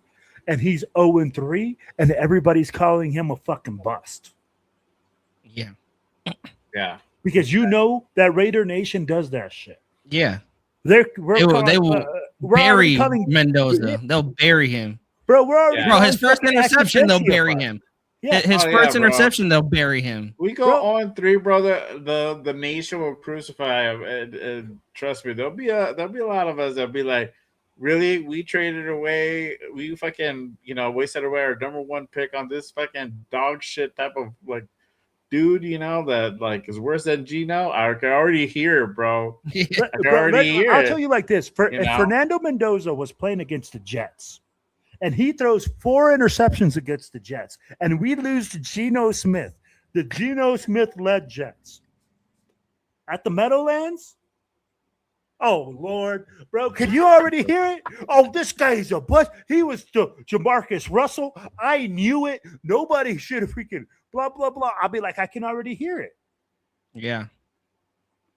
So, and I'm going to post up this question by Arnie. Shout out to Arnie. He says, if Cousin gets hurt, is it a disappointment? Do you start EOC or Mendoza?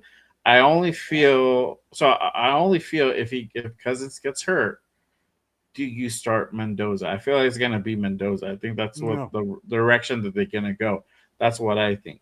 Now, if Kirk goes out and we're like 0-6, I think they're gonna let that 0-6 kind of ride, Doug, until we get the first win, until they figure it out. If we're 0-6 and we look like straight dog shit, like worse than last year, it's more than a Kirk Cousins problem.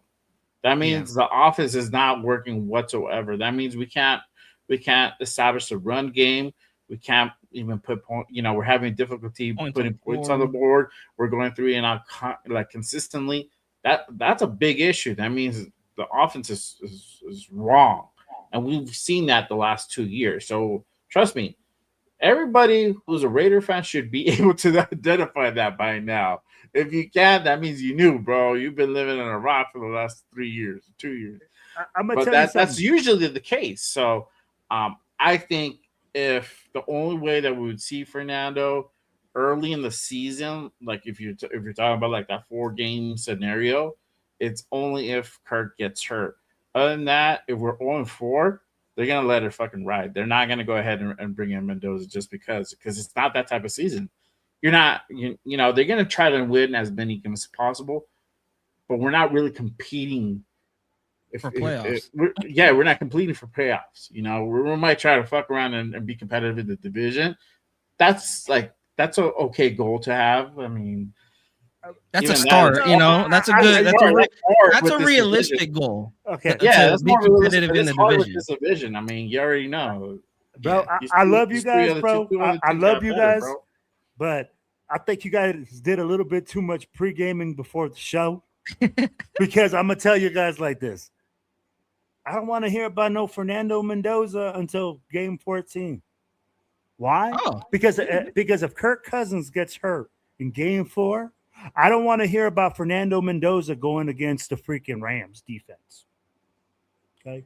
That defense right there, bro, is gonna ruin this kid's fucking career.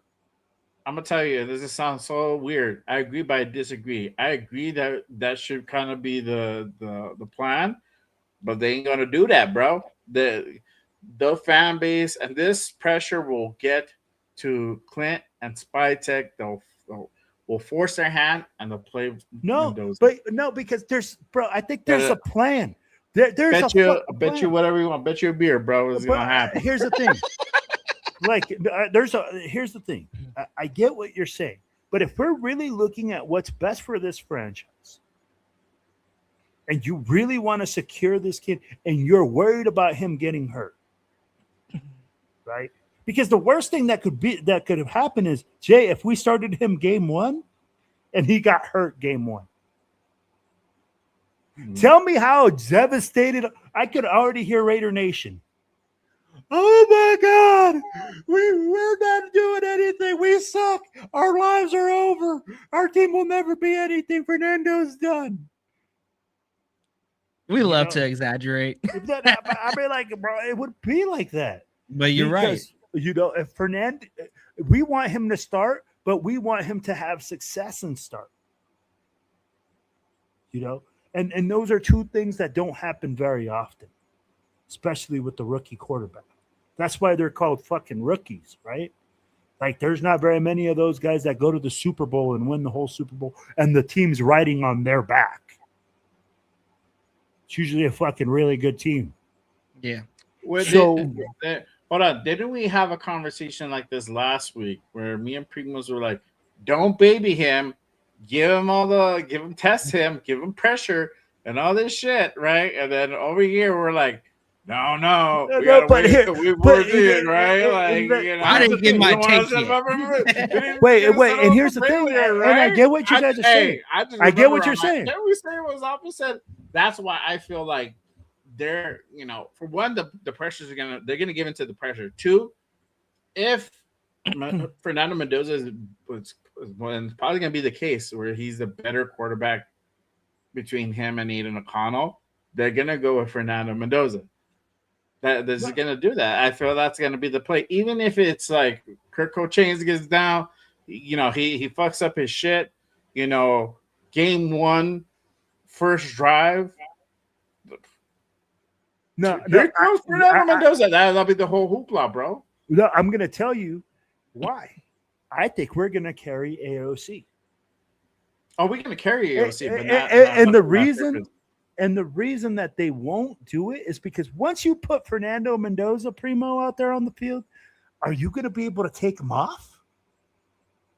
No, you can't. But again, if you put him out there, here's my thing though. Well, if they put him out there, that's Kubiak saying, "Kid, you're ready to go out there." If Kirk gets hurt in Game 4 or Game 5, not and according Mendoza, to Jay. Not according to Jay, because according to Jay, they're just giving in to the pressure of all the Raiders fans saying, "Hey man, into the pressure," Fernando but needs to start. also because he's going to be the clear cut better quarterback. Now, let's say in this training camp, AOC outdoes him. Cool. No, then that makes more sense. But I feel like they're gonna go easy, and this is the thing. He preaches that shit, bro. This is it. Like the cream will rise to the top. That's literally what he said. Fucking like 6 months ago, whatever, at the draft, at the combine. The cream will rise to the top. So if that's the case, that's what he thinks, and that's how he feels. Because yes, he brought in his boy. He's like, all right, I'm out. You're gonna run this offense, but if and whatever happens, and this dude's better than this other guy, it's gonna be Fernando, bro. And but again, hopefully we don't go and find that out. yeah, I really don't. I'm gonna go ahead and keep it pushing, y'all. I wanted to go ahead and ask you guys this question as well, and I want to go ahead and shift over to the other position battle, still on that offensive side of the ball. As far as the running back room, what do you guys think? How much of an impact will the combination of Genty and Mike Washington be? And I'm gonna go ahead and also give you guys this question on that too, because it also correlates to the question I just asked. Will we see a better Genty in year 2? So this is now he's not a rookie anymore, and he showed a lot of flash last year with a lot of adversity with the situation with the offensive line, and he was able to go ahead and make a pretty good amount of production. Now, we did do some improvements on that offensive line. One key improvement, that center. We're still going to go ahead and we still need to figure out the other positions. We're going to get to that in just a second. But he has a little bit more help. What do you think we'll see from Genty in year 2, and how much of an impact will be with him and Mike Washington? Will, since I cut off your thought. No, it's all good, man. Obviously, Nate thinks that I am a Mendoza hater, but I'm like, dude, I think it's not. Now I'm a Mendoza. I'm not even hater. advocating Mendoza like that, dog. I'm just saying, like, I'm looking at it from trying to think of from Kubiak's perspective. I'm like, okay, like this makes more sense to me. If I'm Clint Kubiak. And like I said, if I'm Kubiak and Kubiak really does think, hey, this guy's better, then you do it. And I agree with Severe here. That's the thing, right? Until when is he ready? And that's when the coach feels that he's ready, not the fans. I don't give a shit who the fuck else thinks about it. Until Kubiak says, dude, this guy's ready, then do it. Don't listen to the fans. Don't listen to the broadcasters. Don't listen to anybody else. Don't listen to me. I have shepherd brains, but I don't know what the fuck I'm talking about. We're not there every day. We're not evaluating. And that's why I said when we see him on the field is when Kubiak feels that he is ready. Because at the end of the day, we don't know shit.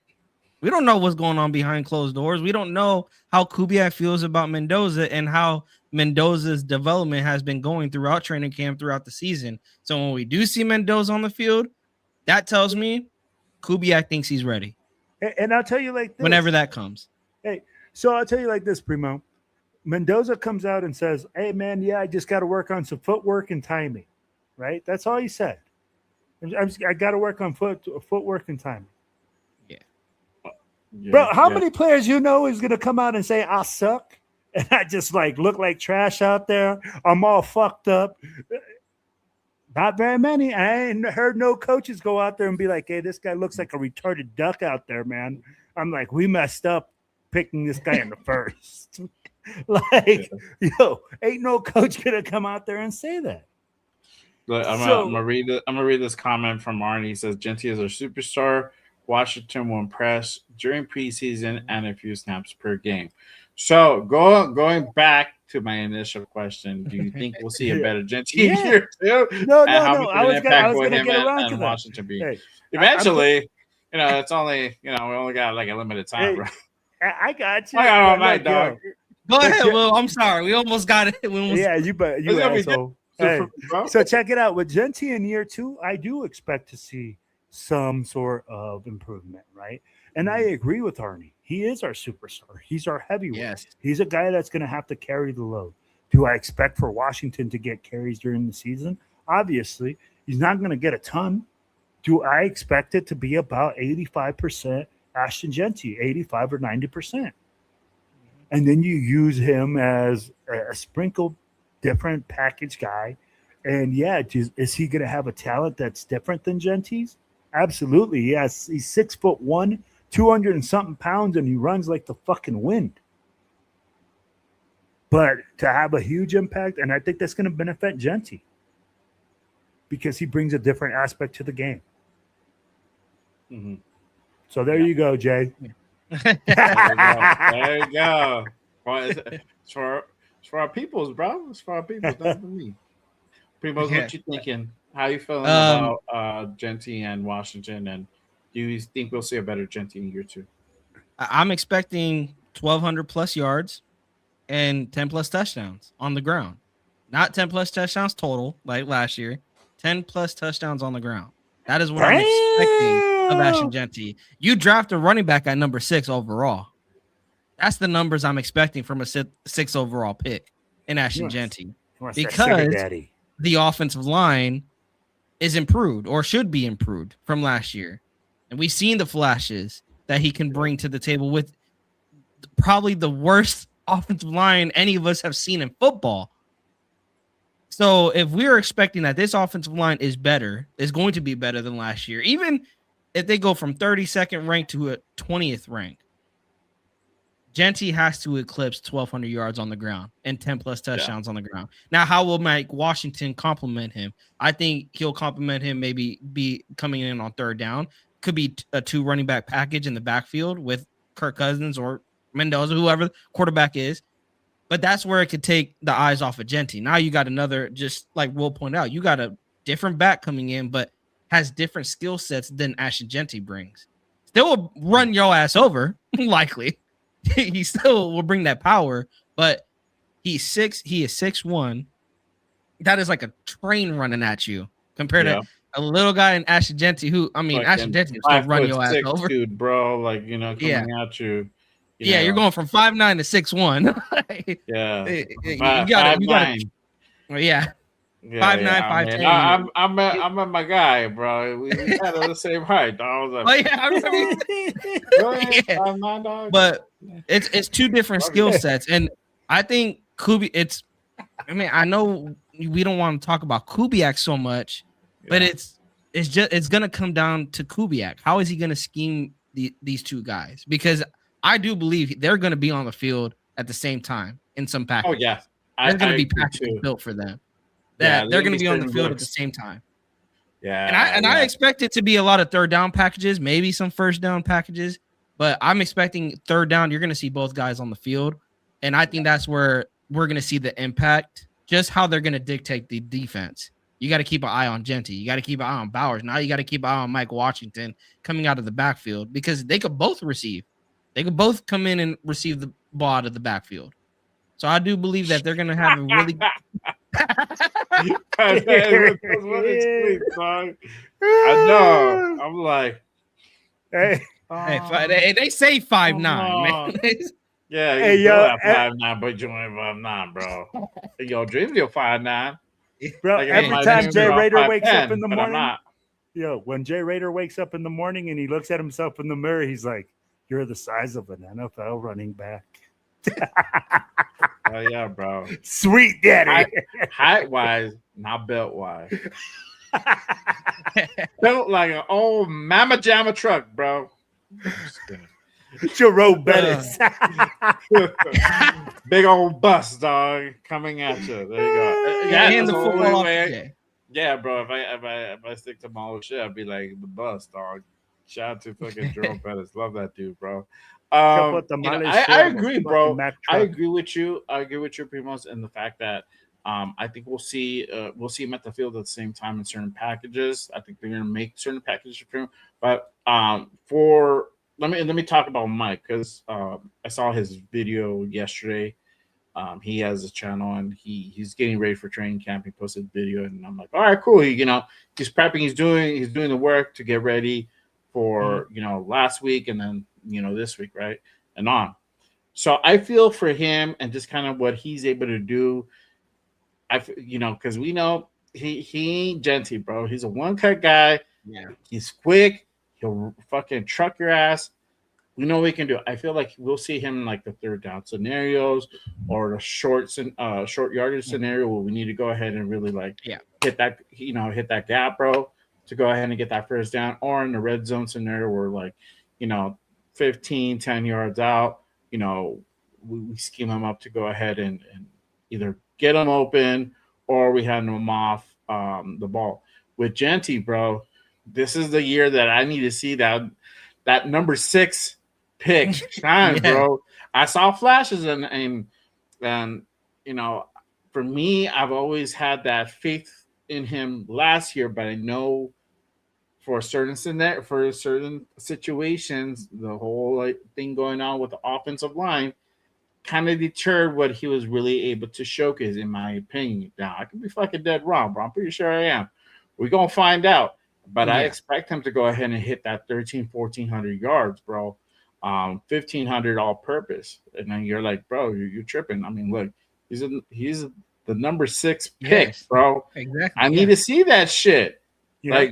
And we went out and try to build him a line, or at least try to beef it up. We went out and got signed Tyler Lindenbaum. I mean, come on. We went out and Colton Miller's back. We need to see that production from Ashton Genty, bro. So I expect that different combination to really take effect, and we're gonna, like I said, we're gonna see a lot of primarily run game this season, and we're gonna see really Ashton Genty and Mike Washington being that real 1-2 combo that we've been looking for. You need that complementary piece. I feel like Mike Washington is that guy. Everybody else, I mean, Roman Hemby, I feel he's going to be that running back 3 again, a depth piece, or guys that we bring in for a certain scenario, to either, just put out there to go ahead and keep the defense guessing or whatever the scenario. I don't think he's going to be really that factor. More of a utility guy. I know Arnie asked about Dylan Wabi. He's out, bro. Yeah, he's on the bubble. If he stays here, bro, he's special teams all the way. Yeah, I don't see Clint trusting him to take a snap behind Cousins, bro. I don't, bro. Unless everybody goes down or some weird shit happens, but I don't really see that. So that's how I see this kind of unfolding between. I think Genty will have a better year 2, and I think we're gonna go ahead and see some good shit from Washington and Genty together. I'll put this comment up by our guy Severe. He says, I don't know what Genty is. I hope he's a superstar, but he had 2 games over 100 yards rushing last year and 2 games averaging 4 yards per carry. Clint and Rico are here to maximize him as a player. 100%. Rico's the key. Now, yes. And Severe will be the first to tell you, now we're holding this motherfucker accountable. So if he's not going to go ahead and hit at least 1,200, 1,300, we're going to be like, why? What was decision making there? And now you're going to be like, okay, so this guy's not really worth, a top 10 draft pick. This guy should have been drafted way down, 15, 20, second round, potentially high second. You're going to have those conversations going on. So I think for Genty, it's a lot to prove for this year. I think he's going to be able to go ahead and do it now that we have a little bit better on the offensive line. And speaking of offensive line, the next battle, the O-line positions up for grabs. currently right now, left guard, right guard, and you can even throw in possibly right tackle being open. Let me ask you guys, who do you guys think will win those positions? And I'm gonna put this out there too, because we talking about both guard positions, and we have a guy who's in the building that said that he was going to be the next center, and he wasn't that last year. He got put on guard, and now we having a lot of a lot of different things coming out of earlier in the off season that kind of like what's really going on. I want to ask this question: where does JPJ fit in this line? Will he win, or like will he start, or will he get beat out? What are you guys' thoughts about this? I'm gonna go with Will. You put this one out there, bro. Give me a consensus, because we talked a lot about Trey Zoon last week. So now as a whole, what do you think? Here's the thing. Do I think he'll get beat out? I don't know. I mean, like, I don't want to say that he's gonna get beat out because like he's still everything camp is still going, everything we don't know a lot of things, right? But I'm gonna tell you like this. I think if he doesn't make the top 5 on this team starting, then we might be looking to possibly either trade or cut him. Because I don't see him as being the number 6 guy on this team. He doesn't have the versatility. Wow. He plays all inside positions. He doesn't play tackle. Bold take, bro. Cutting JPJ, okay. Or not cut, or trading him. I mean, like more than likely probably trading him. Okay. We're gonna get rid of him. We're not gonna keep him on the roster.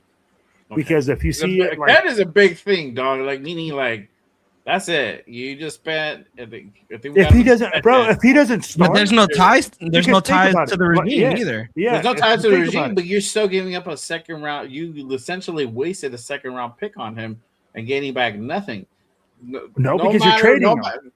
Oh, well, that's if you trade him. But you said cut him also, so that's what I'm saying. Like, I don't want to. Two different things, bro. I don't know. Hey, if he's that low on the depth chart, you're going to either look him to move him, right? You're not going to keep him on the roster just because he's a 3rd round draft pick or a 2nd round pick for a team that he's not even playing on. Let me ask you this question then. So what makes you think he would fall that low on the depth chart? What would make you think that he's going to be so high on the depth chart? I don't think he will fall that low to the depth chart, but what makes you think he'll fall that low? Like, to me, like, I'm going to ask you something, and I'm going to like, because I like JPJ. I think he brings a lot of aspects, but I think he hasn't done shit. He had one good year, and after that, people go like, oh, well, hey, JPJ is such a badass. What has he done outside that 1 year? Be on the bench. Oh, wait. Chat, go ahead and kill visiting team doctors. Now I'm going to be like the JPJ hater. like I said. Like it. Like, kind of walks like it. Must be. And for me, like, he had one good year, and then he's been on concussion protocol, right? And then they tell him to wear the helmet or the special helmet. He's sitting down with JPJ hater. Like, and they tell him to wear the helmet, and he doesn't wear the helmet. So then that's where I go. And you know what? The guy that like really like got me to think like this was actually Severe. Like he was on a pod and he was talking about it, and then he said, "What has JPJ done outside that 1 year?" And I had to think about it myself. What has he done? And when you start thinking, oh, you're gonna answer that? Because I'll answer that for you. Go ahead. Go ahead. I mean, look, yes, last year, part of the year or half of the year, I don't know, part of the year, he was out. But when he was there, he had a pretty good production. Now, mind you, I'm gonna say this too. Yeah, he made an impact, but look at the fucking line that we had. So the bar wasn't set high at all. You know what I mean? So, but he did make a difference. And that's the thing. Hey, And availability hold is on, the hold best on, thing you can hold have. on, hold on. But we were having all these discussions. I remember about JPJ, why didn't they put him in? Like when they put in, you know, the line did this and line did that. You know, the stats are out there, right? Do I think, and to answer your question, this is the only I'm referencing to that he'll fall that far down the totem pole, the depth chart? No, I do not think that. I feel like at the worst, he'll be middle of the pack, and that's at the worst. I feel like he's gonna be contending for a starting job. Now, if he doesn't win it, that means the talent was better. You know, that goes to show, like, okay, was it Telesco? Telesco was not 100% on the money about this guy, right? He got beat out by, let's say Buford beats him out, right? Then we're like, what the fuck? Why did Buford beat him out? Or let's say Caleb Rogers, right? Why did Caleb beat him out? So, you know, what are the things that prevented him from being that you know, getting that starting job? But I don't think he's gonna be to the point where he's like worse than Will Putnam, dog, or you know, Jordan Meredith. You know, like that. Damn, bro. 805 still in the building. Don't you talk about Jordan Meredith. Don't you talk about my Jordan Meredith. Hey, 805 might be in the building. On that name. He Damn might it. burn down this podcast now. But no, I'm going to tell you like this. I'm going to ask you something. How many offensive linemen are we going to carry this year then, Jay? And that's the biggest question. If we only want to carry a certain amount of offensive linemen, then that means JPJ better fall in the top six. If we want to carry 8, then he better be in that top 8. If we want to carry 9, then you better be in that top 9. I'll be like, most teams carry 7 to 8.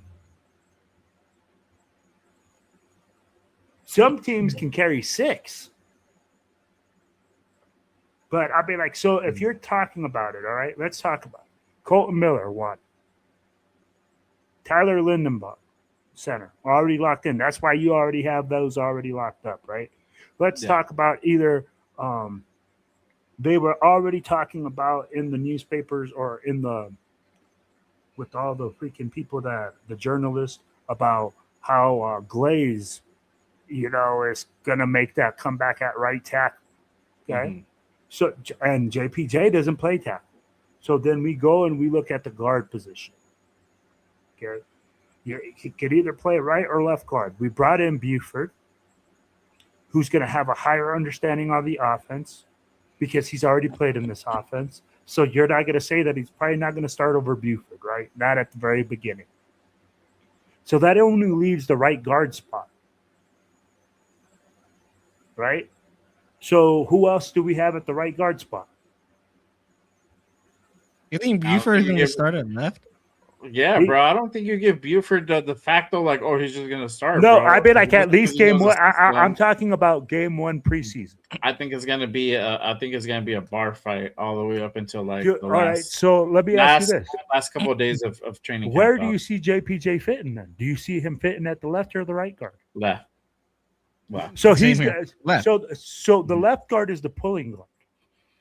Your left guard is more athletic than your right guard. Your right guard is usually your mauler because your right guard and your right tackle are usually your maulers, right? They're your rotators. So then you're saying that you guys expect JPJ to be our best puller on the team. Because that's what your left guard is your best puller on your team. The guy that pulls into the hole. Yeah, but we saw him, he was able to go ahead and do that last year, bro. So it's not like we're asking him to do something he's never ever done. He was able to go ahead and do it. Was he able to do it at a high clip? But he can be that mauler, but doesn't necessarily exclude him. Like he can't fucking pull either, dog. Like he can definitely do that. We saw him do that last year. Now to the high clip, that's the fucking question. I don't think you just. That's what we have to see this season. Write them off. Yes, exactly. I don't think you just write them off and say Buford's going to do it because Buford knows how to do it. Like he's been. No, what I'm saying is he knows the offense. He knows who to block. But how long ago was that Kubiak and Buford were together? Bro, so he coming from the Shanahan system. They're all from the Shanahan tree. So there's a lot of But similarities. Shanahan in could that. do things differly than Correct. than But there's a Kubiak, lot of bro. similarities to it. There's a And lot of Kubiak was- similarities, but it's still a new system for him. So I feel like I don't think you should just go ahead and completely write up JPJ or at least not even fuck JPJ, put him aside, just de facto give it to Buford, bro. I think you should. I think it's gonna be a dogfight all the way through, bro. I don't know. I'm not de factoing it. What I'm saying is in the preseason, game 1 in the preseason. Game 1 in the preseason, you have to be ready to go. You think, and again, this is coming from last year, right? Where what was JPJ known for? He was struggling with what? And we said, oh, he proved it last year. How many games did he really play in last year? I got it for you right here. He only played in he started in 7 and played in 8. So again, this year we're going to figure out whether it was the coaching or whether it was the player. Mm-hmm. Yeah, the injury did not help, bro. And I've been a proponent of him wearing that fucking Guardian cap. I'm like, bro. Dude, and he doesn't wear it. The head, you're gonna get concussed. Like you need to wear it, dog. Yeah, Jay's been advocate. He's like, bro, just put it on. Like, just wear it on, bro. It's like, you on that date, bro. You know you're gonna do the dance, bro. Gotta make sure you're fucking. That's your first time on that dance with this new girl. Gotta make sure you're protected, bro. Don't you go. Don't you go raw dog it, bro. Don't you do it. You play on a position, bro, where you get more contact than any other position on the line. Yeah. Especially at the head area. And if it's something that protects you and something that puts you out there and gives you availability, which, hey, right now, Coach just said, availability is the biggest thing that JPJ lacks. So if you just put on that stupid helmet and look like a big old bubble helmet, but be a fucking road grader, I don't give a fuck. They'll make bobbleheads of you, bro, and call it the road grader. Put the fuck the shield on. Jackson Powers Johnson bobblehead day. Yeah, fuck, bro. Hey, let me ask you this: did you trade JPJ for Vita Vea? I don't think they'd take him. No, they like if they took him in a trade package. I mean, if they did, yeah, I'd do it.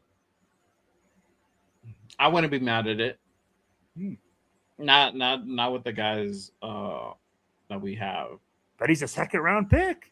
I would say this, Will. Here's why I would take it. It's because you have other names that the guard spot is not set in stone. JPJ is not a set in stone starter. Nope. So you could trade him away for Vita Vea. Because you still got competition there at the guard position. You still got players here that can make a name for themselves. And, I mean, you're high on Trey Zune. I think a lot of us are high on Trey Zune. And I think he can find a way to start on the, to answer this question. I think he's going to win one of those guard positions. Okay. I think Trey Zune will win one. Now, which guard position? Is it your left guard or right guard? To Will's point, I think Trey Zune's fighting for that left guard position. That's where I think Zune is fighting for that left guard position. I think that's why, if I'm reading Will's mind here, I think that's why he says JPJ needs to win that right guard position. That's where I'm at with it. Dude, to me, that's where he fits the best, okay? Like, honestly, out of everything that we said, right, he hit the nail on the head. At the right guard position is where I think JPJ will excel the most. It allows him to really just lay forward and fucking use his weight and use his grit, because it's not his athletic ability that makes him a great blocker, and it's not that his great mind makes him this guy. Is his nastiness willing to let him be on their ass? Yeah, let him be nasty. Let him play that right guard and get after some ass. Positive necessary. Yeah. Hey, do whatever you gotta do, bro. Whatever you gotta do. But hey, real quick, our guy Hollywood Raider Jeff, he says, "I'm bringing my special pen with me to the Hope opener to sign my walk-on contract to play offensive line if they don't get their shit together by preseason." There you go. Now that shit, Jeff. We're getting to the point. We're gonna bring Jeff out of retirement. He's gonna go ahead and relinquish his Dunkin' Donuts endorsement contract and come play for the Las Vegas Raiders. I want to see it happen. Let's fucking go. But yeah, I mean, I think Zune is definitely gonna. I could see Zune winning that left guard spot. I really do. I'm gonna put this out. I'm gonna say this, and I'm gonna move on to the next one. But we didn't talk about the right tackle, and I don't know about Glaze. I don't know about Glaze, bro. And I feel like Charles Grant could fuck around and give him some competition there. Don't count that kid out. Don't count him out. So I don't think that right side is fully solidified as people would think. I think it's gonna be a battle. I think we're gonna see if Glaze is really the guy, or could there be a change? So I also want to put that out there because I don't think that right tackle position is 100% solidified. I think it's still up for grabs. I think anything can happen with that position. I'm gonna keep it pushing. Let's go to the wide receiver room. Which wide receiver will stand out? And because this shit always comes up, could there be a wide receiver free agent signing before the start of the season? What do y'all think? Primos? Take it away. You know, it's funny. I want to say Jack Besh, but I don't think he's gonna break out. I don't think we're gonna see. I don't know. I don't want to put my name on Jack Besh's potential that he can reach it.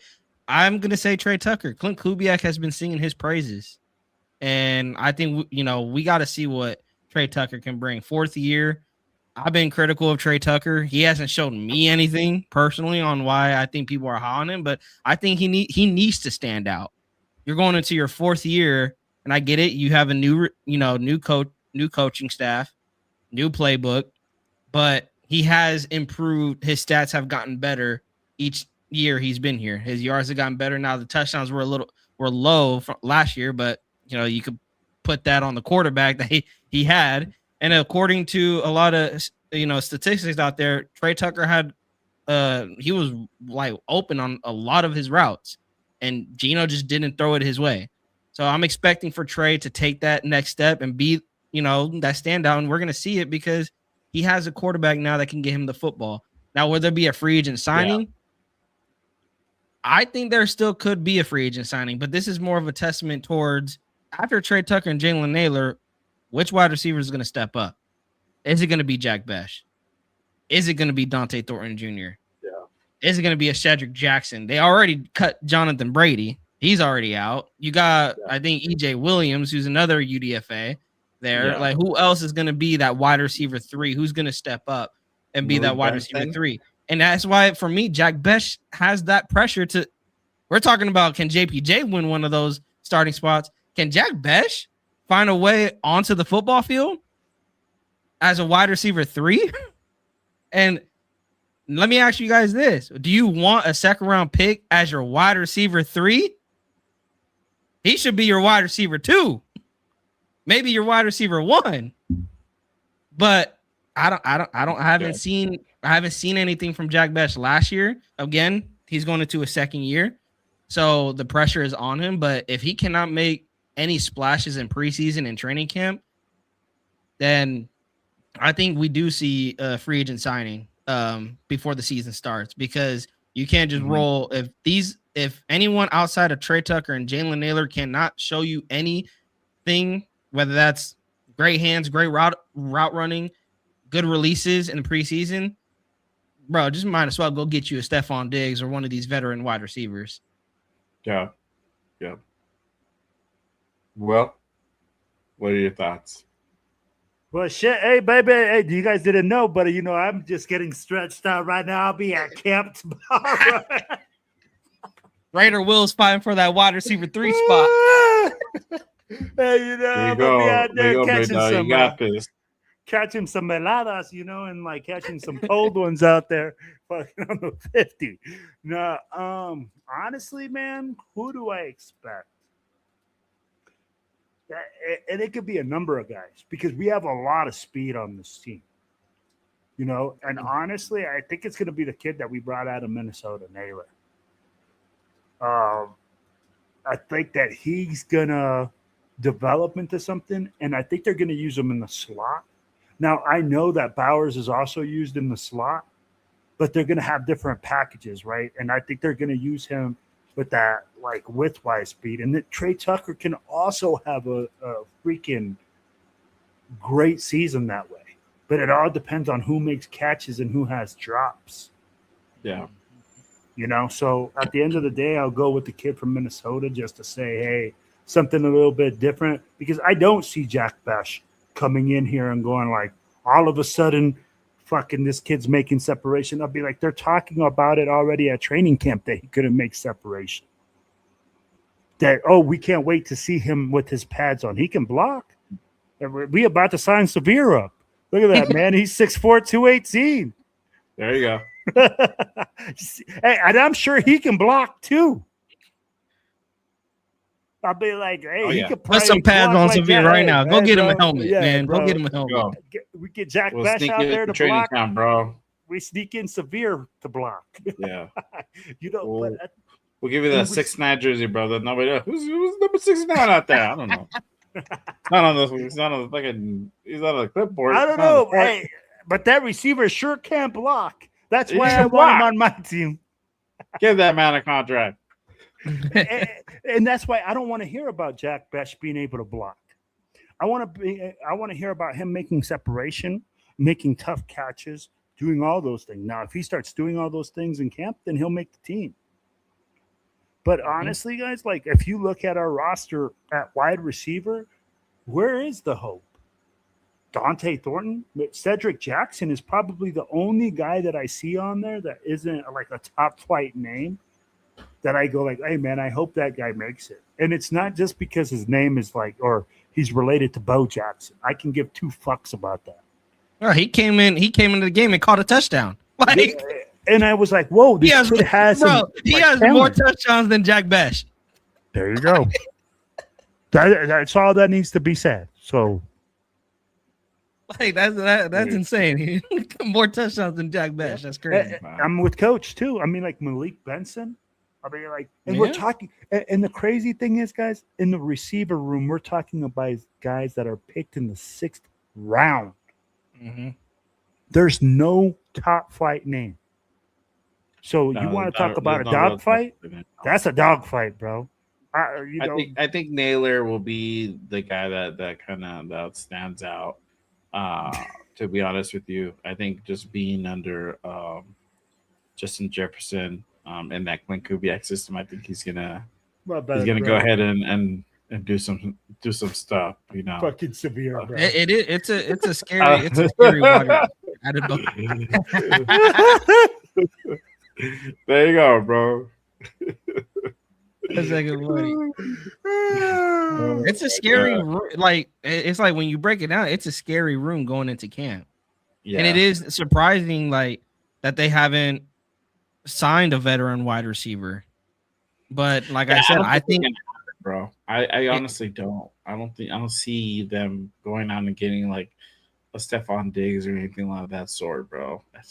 Why? I'm just thinking if preseason looks bad. Oh, yeah.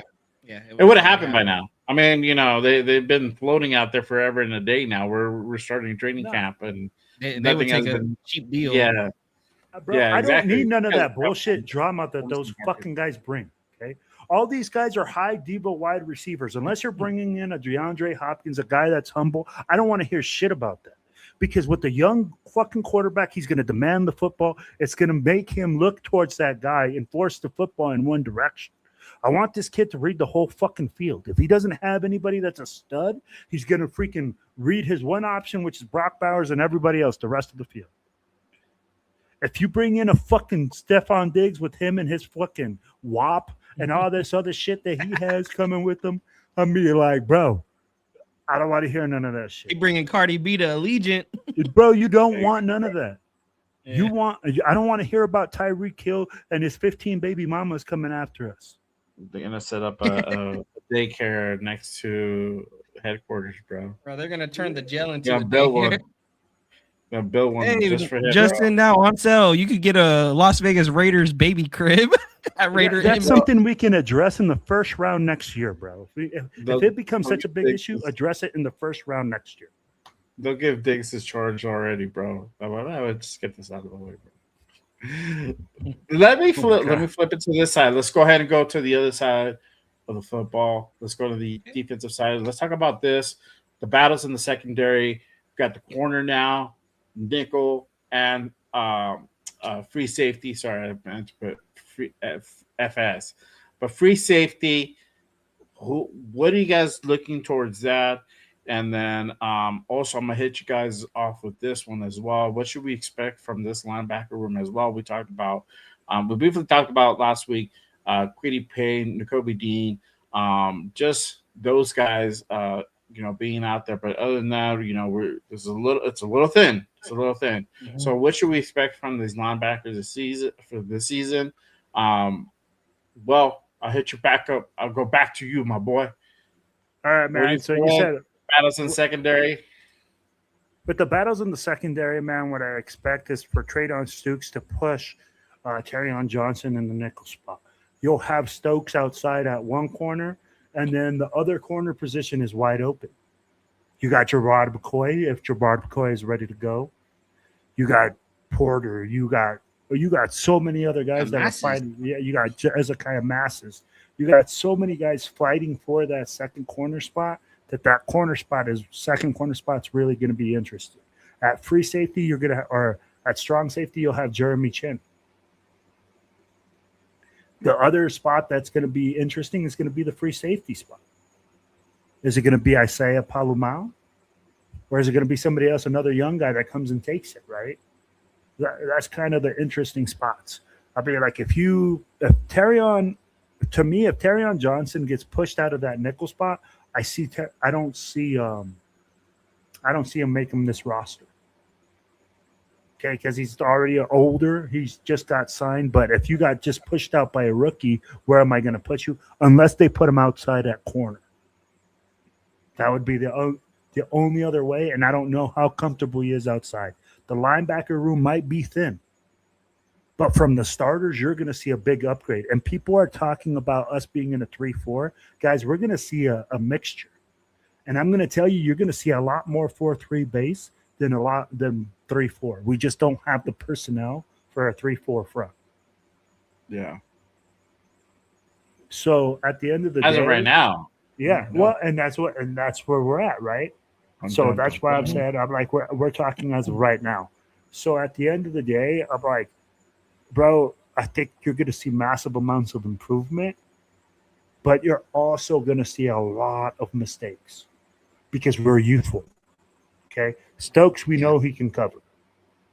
But the opposite side, they're going to get abused.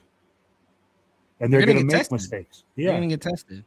And I'd be like, will we be able to stop the run? I think so. But it's always, the Raiders are always great at putting the teams in third down. The thing is, can we get exactly? Are we going to be able to make those stops on third down? Is always going to be the biggest question. Yeah. So there you go, bro. Primo, go. That's where your secondary linebackers come in. So that's why we having this conversation. And I talked about Masses last week, and I believe Masses is going to compete for that corner 2 spot. But again, it's all depending on Jermon McCoy. On his health. If he's healthy, I think McCoy is going to take that corner 2 spot, and Masses is going to be a death piece coming in on different packages, likely third down. If it's like third and long, you want to put your DBs out there. And I think Stooks is interesting because I do agree with Arnie. I think Stooks is going to push Isaiah Palomalo out of the free safety spot, but then where does he fit? Where does that nickel corner fit? And I don't know. If you have Stooks at free safety, who's going to play the nickel if Terrion Johnson doesn't make the roster? That's where it will be my concern because, I've talked about maybe you could put Darian Porter there, but he's more of a big body corner that you would probably rather have him be on the outside. So that's where I'm interested on that nickel corner spot for the training camp. And then for linebackers, we're already having issues with Nakobe Dean and his health. And then after that, it's thin. You got Lindenberg and you got Eichenberg. You got 2 guys, and then pump the brakes. Hold on. I'm gonna throw this out there. CN Sloan. CN Sloan. Yeah, I heard the kid's making waves, but And then the severe brakes open. guy. Hey, Severe guy. Yeah. we're not Sorry. having no injury difficulties. The guy hasn't even shown up for the first day of practice, and we talk about he's already. I'm just going based off what's coming out of the Hey. headquarters. That's it. Come on, man.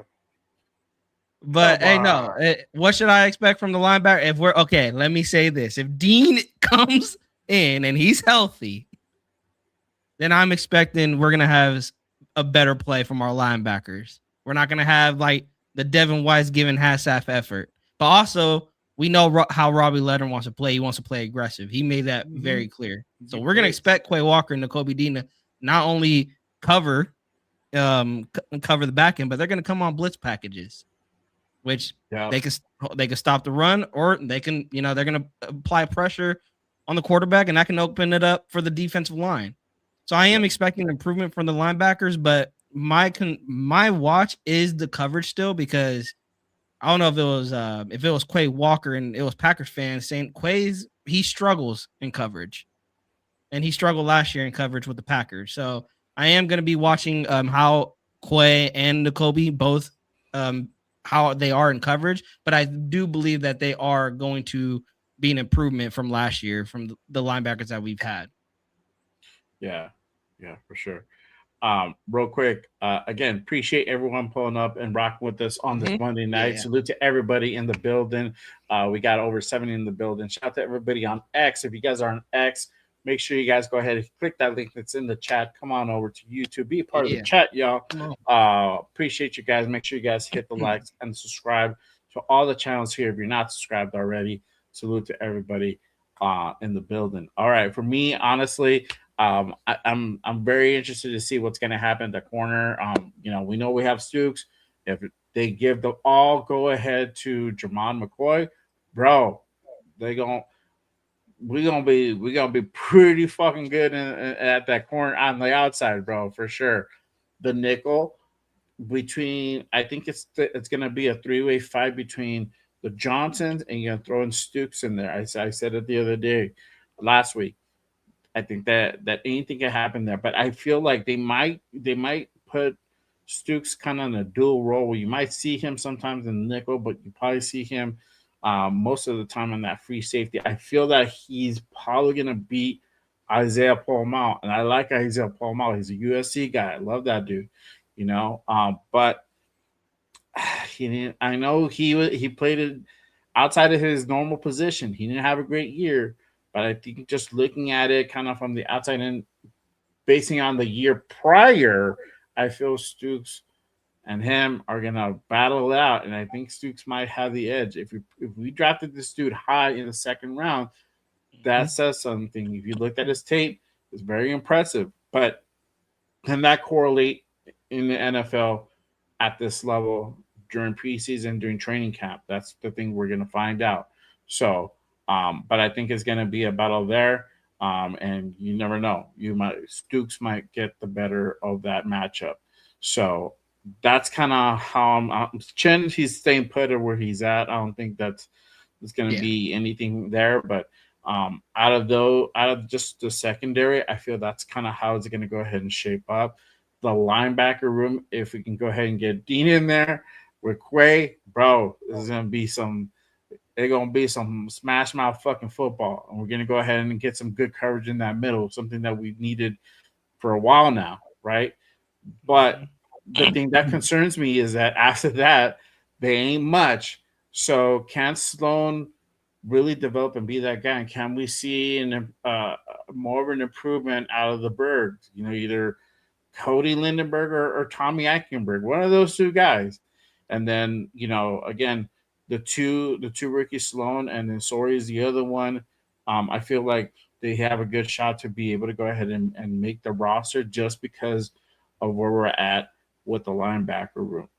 I'm going to go ahead and flip it over to this one. We're going to go ahead and talk about the D-line. And now things might change because I know that everybody who popped in just a little bit ago been asking about Vita Vea.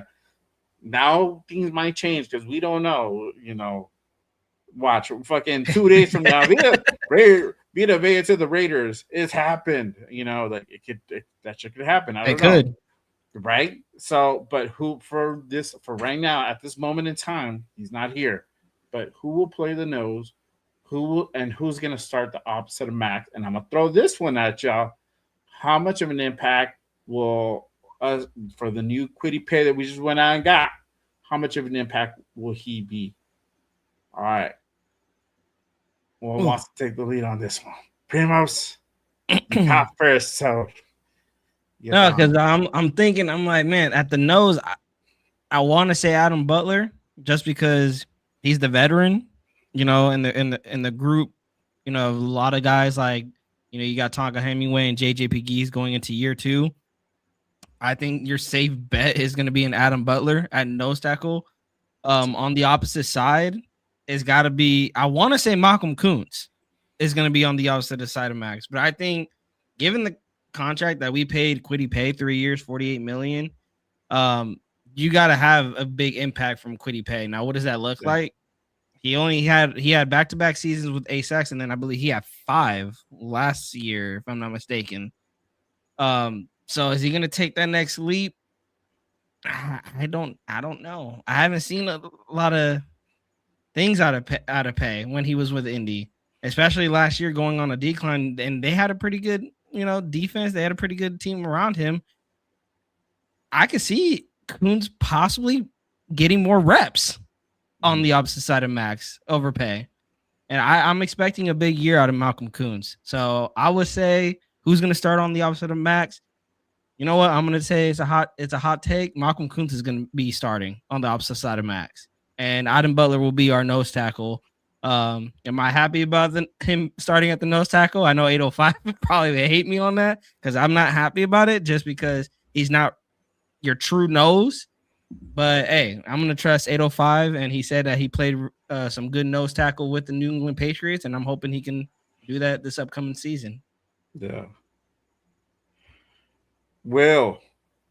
Man, I'm going to give you this one because I got to get going after this one. So, guys, check this one out.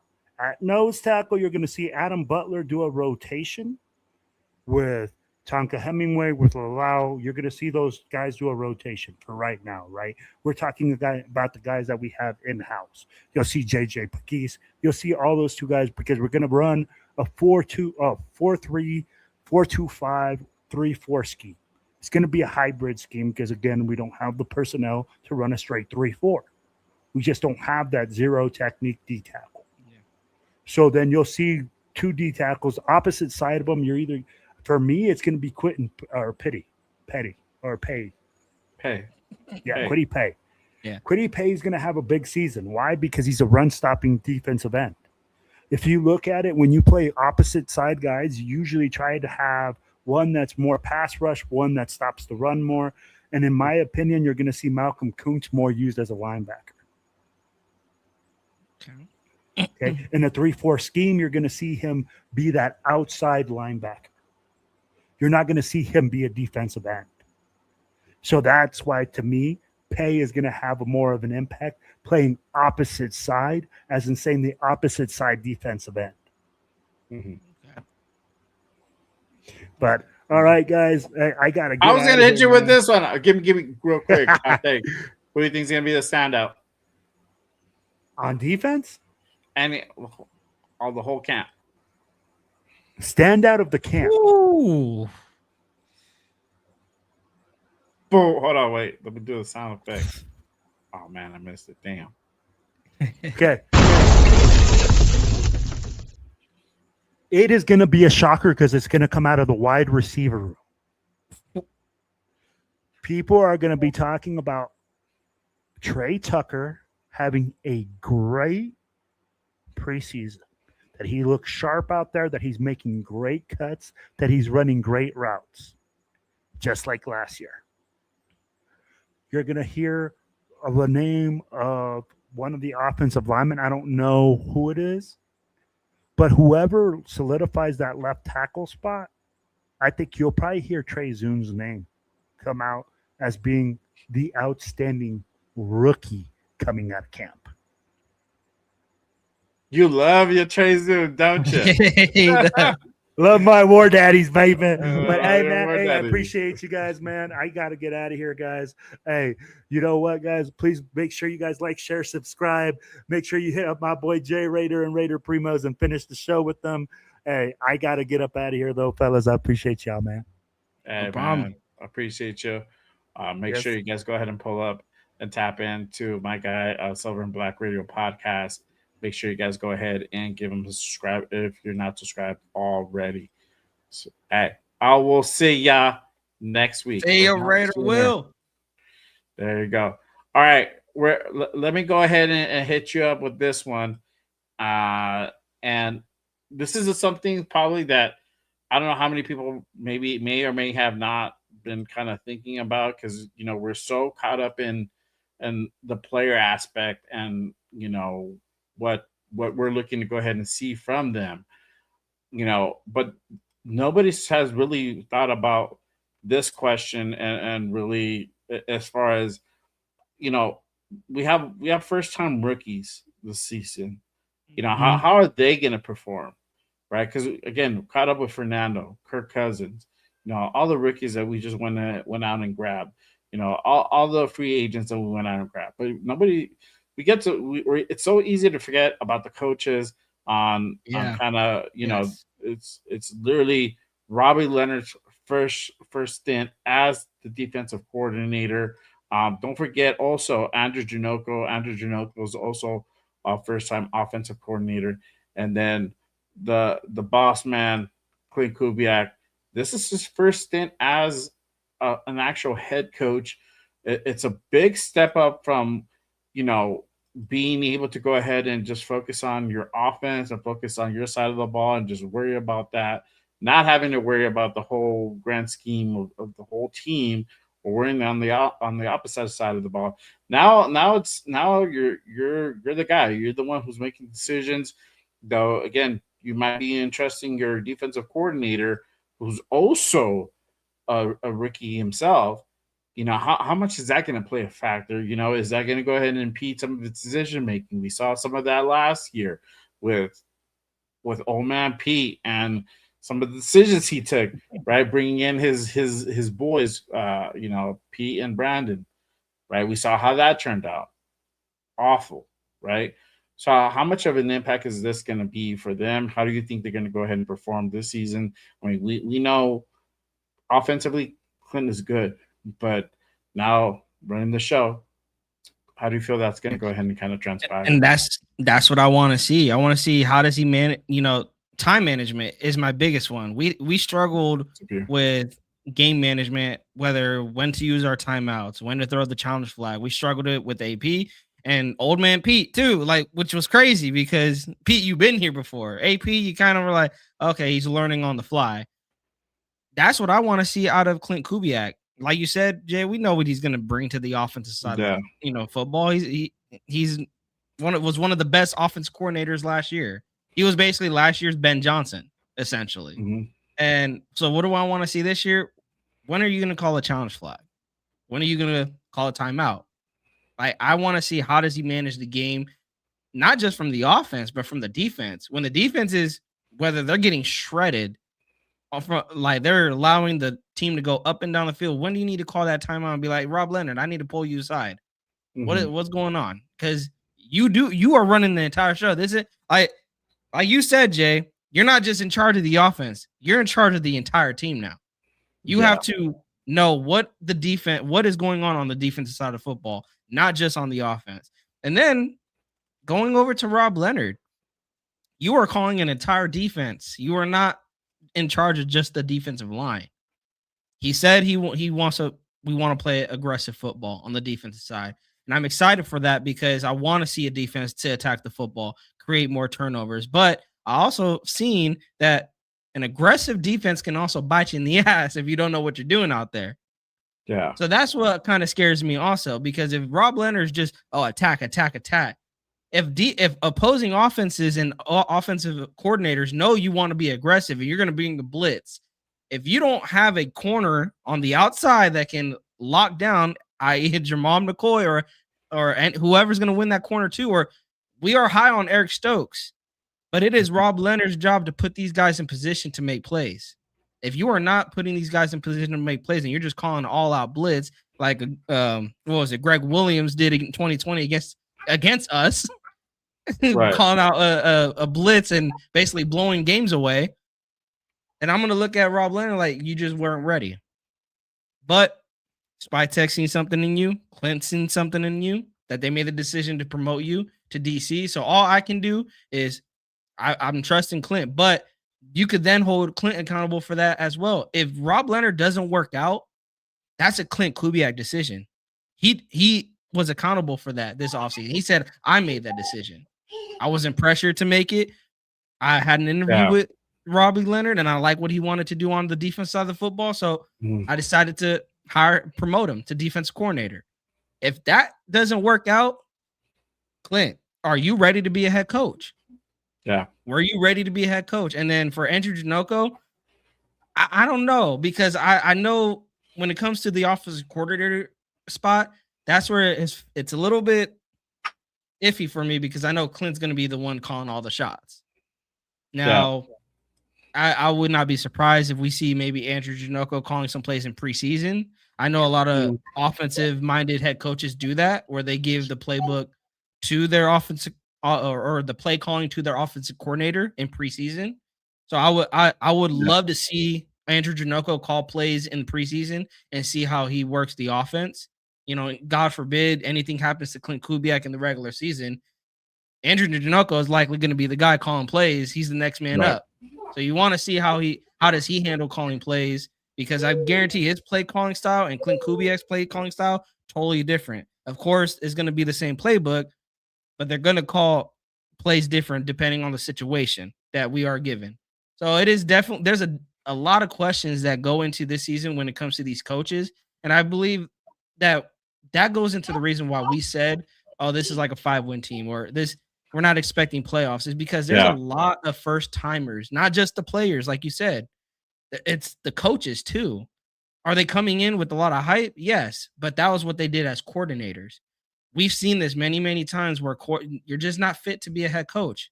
You're not fit to be a defensive coordinator.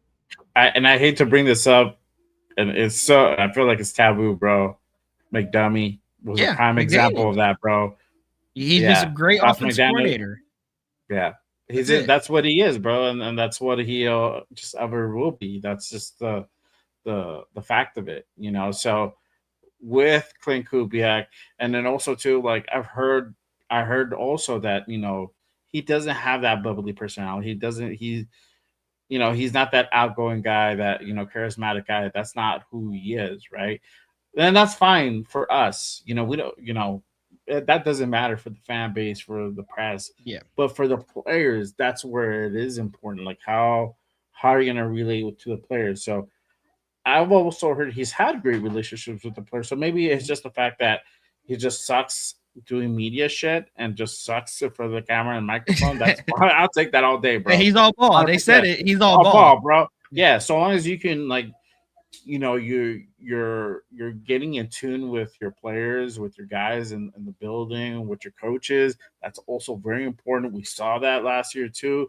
The major disconnect between Pete Carroll and Chip Kelly. We've seen that, you know, and other regimes too, where there's a disconnect between like GM and head coach. That's also a big thing there.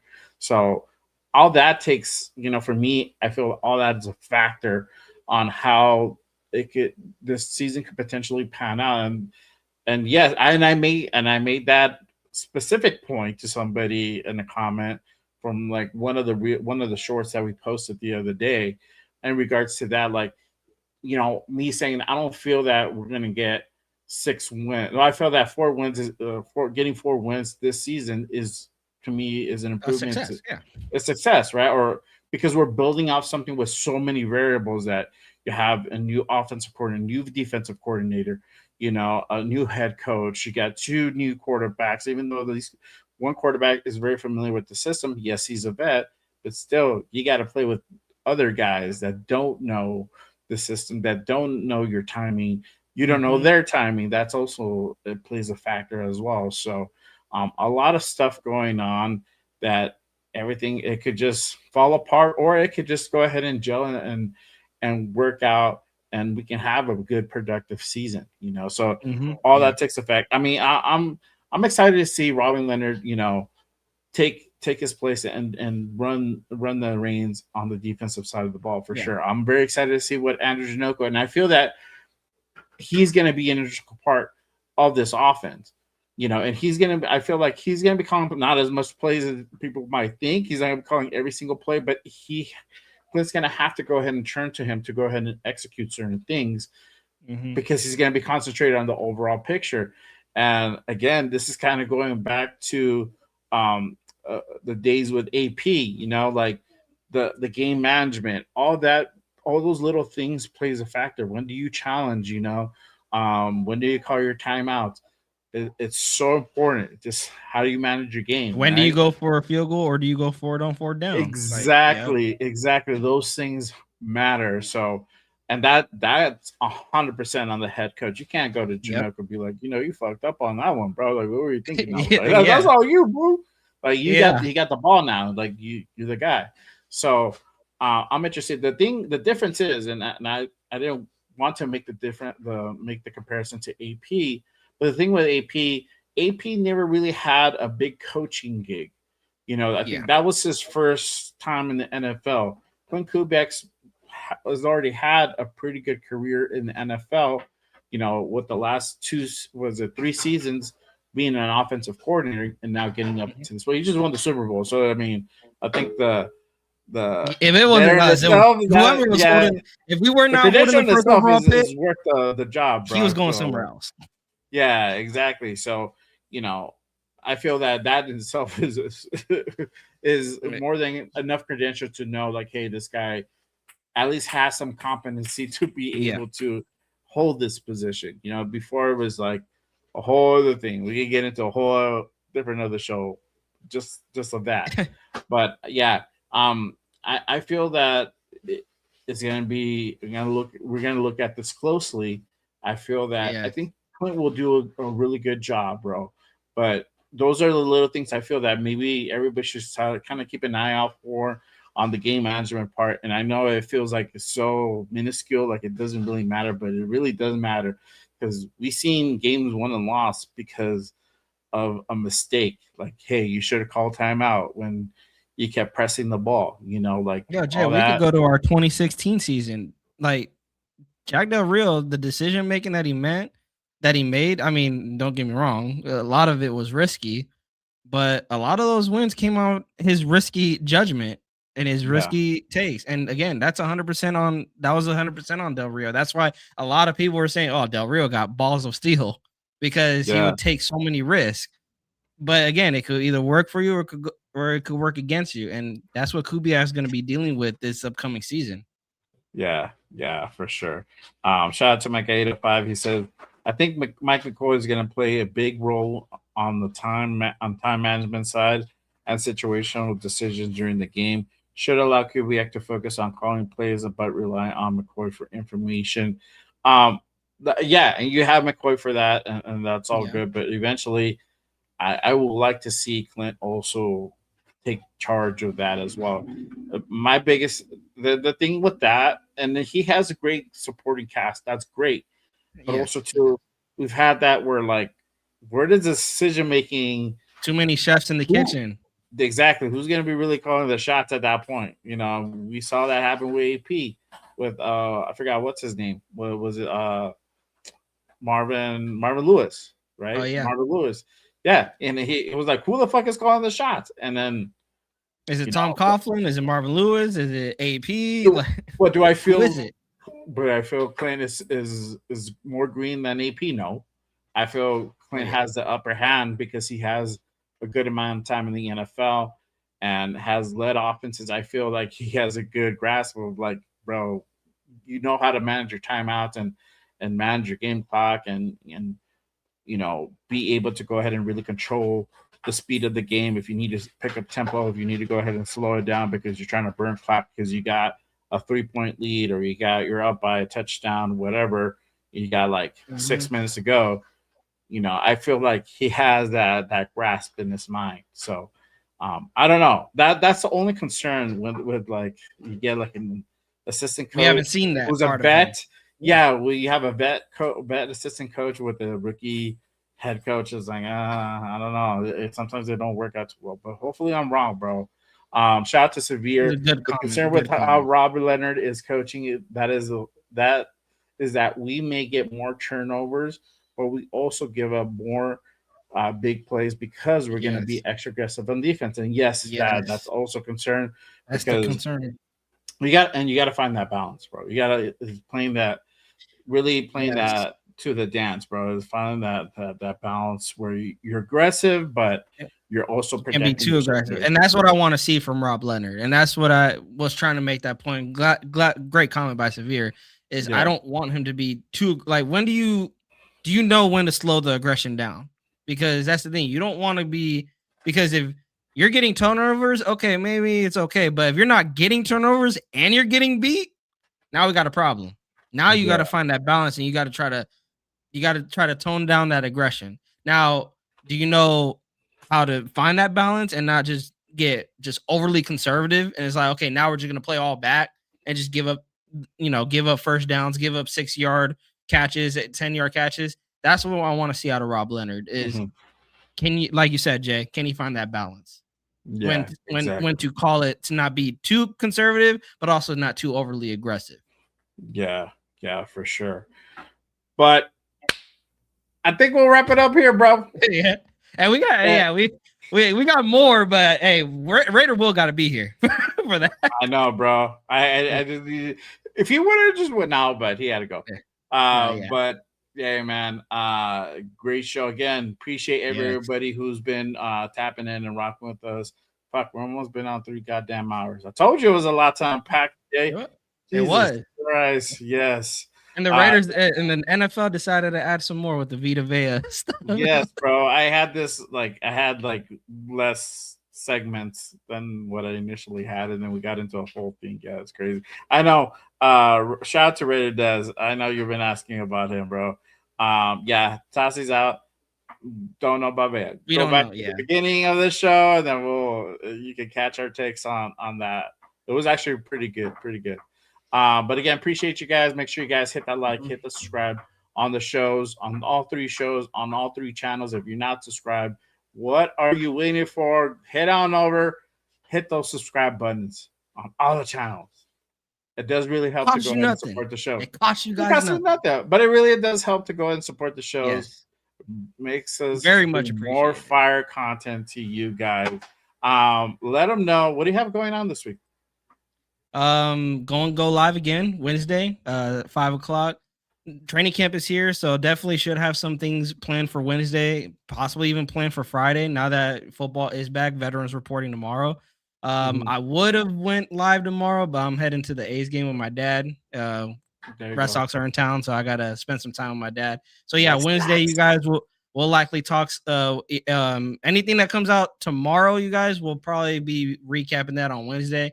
And if there's anything that happens it's basically going to be Tuesday, Wednesday recap on Wednesday. So tune in for that 5:00. We're going to be recapping training camp, and then Friday, we'll see if there's any Raiders news going on that we can hop on Friday live. And so yeah, hit that subscribe button, hit that bell, so you guys are not missing anything from that content that I'm going to be bringing you guys. Yes, and also don't be late to Monday nights, 5:00. Damn it, be on time. No, don't do that, bro, because they're gonna hold us to the fucking same fire. Like y'all late, again. I hear the show all the time when I do the connect. Y'all late. I'm like, well, it's not me most of the time, bro. Hey, what's it mean? I don't got the controls to go, bro. I have to wait. Yeah, I'm like, what do you want me to do, bro? So I can't blame those dudes either, because sometimes my ass is late, bro, when I do this solo show. So, but whatever, bro. Life happens. But bro, hey, we appreciate that. They still was here. Nation still showed up, man. Nation still showed up. We love them. I'll be late to my own funeral. For me, I don't really got nothing going on. May do another Good Morning Raiders this Saturday. We'll see. But for sure, next Saturday, I'll be on for a fresh episode of Good Morning Raiders. So make sure you guys go ahead and hit that bell. Stay tapped in. I'm gonna be dropping content content this week. So make sure you guys hit that noti on this channel. And you never know, bro. You never know, everyone. We may be coming on here for some get that breaking news. notification that something happened. So when news drops, we go on. Don't be left out in the dark. Hit that subscribe button. Hit that notification Yes. on all these channels. So I'll bring these guys on. Be like, yo, got the link. Let's go. We're going. I don't give a damn what I'm doing. Be Veda is a Raider. You never know. You never know. We've seen crazier things, man, that happened before the season started. We've seen crazier things. Yeah, exactly. But all right, that's it for us. Make sure you guys tap in next Monday at the same bat time and the same bat channels. So we'll see y'all on the next one. Appreciate you guys. Have a good night, nation. Yes, sir. And for me, as always, just Raiders, baby. Don't you damn forget that. All right. We're about to go ahead and kick off Raiders training camp. Raiders football is back, y'all. Let's go. There we go. Just win, baby. And just Raiders, baby.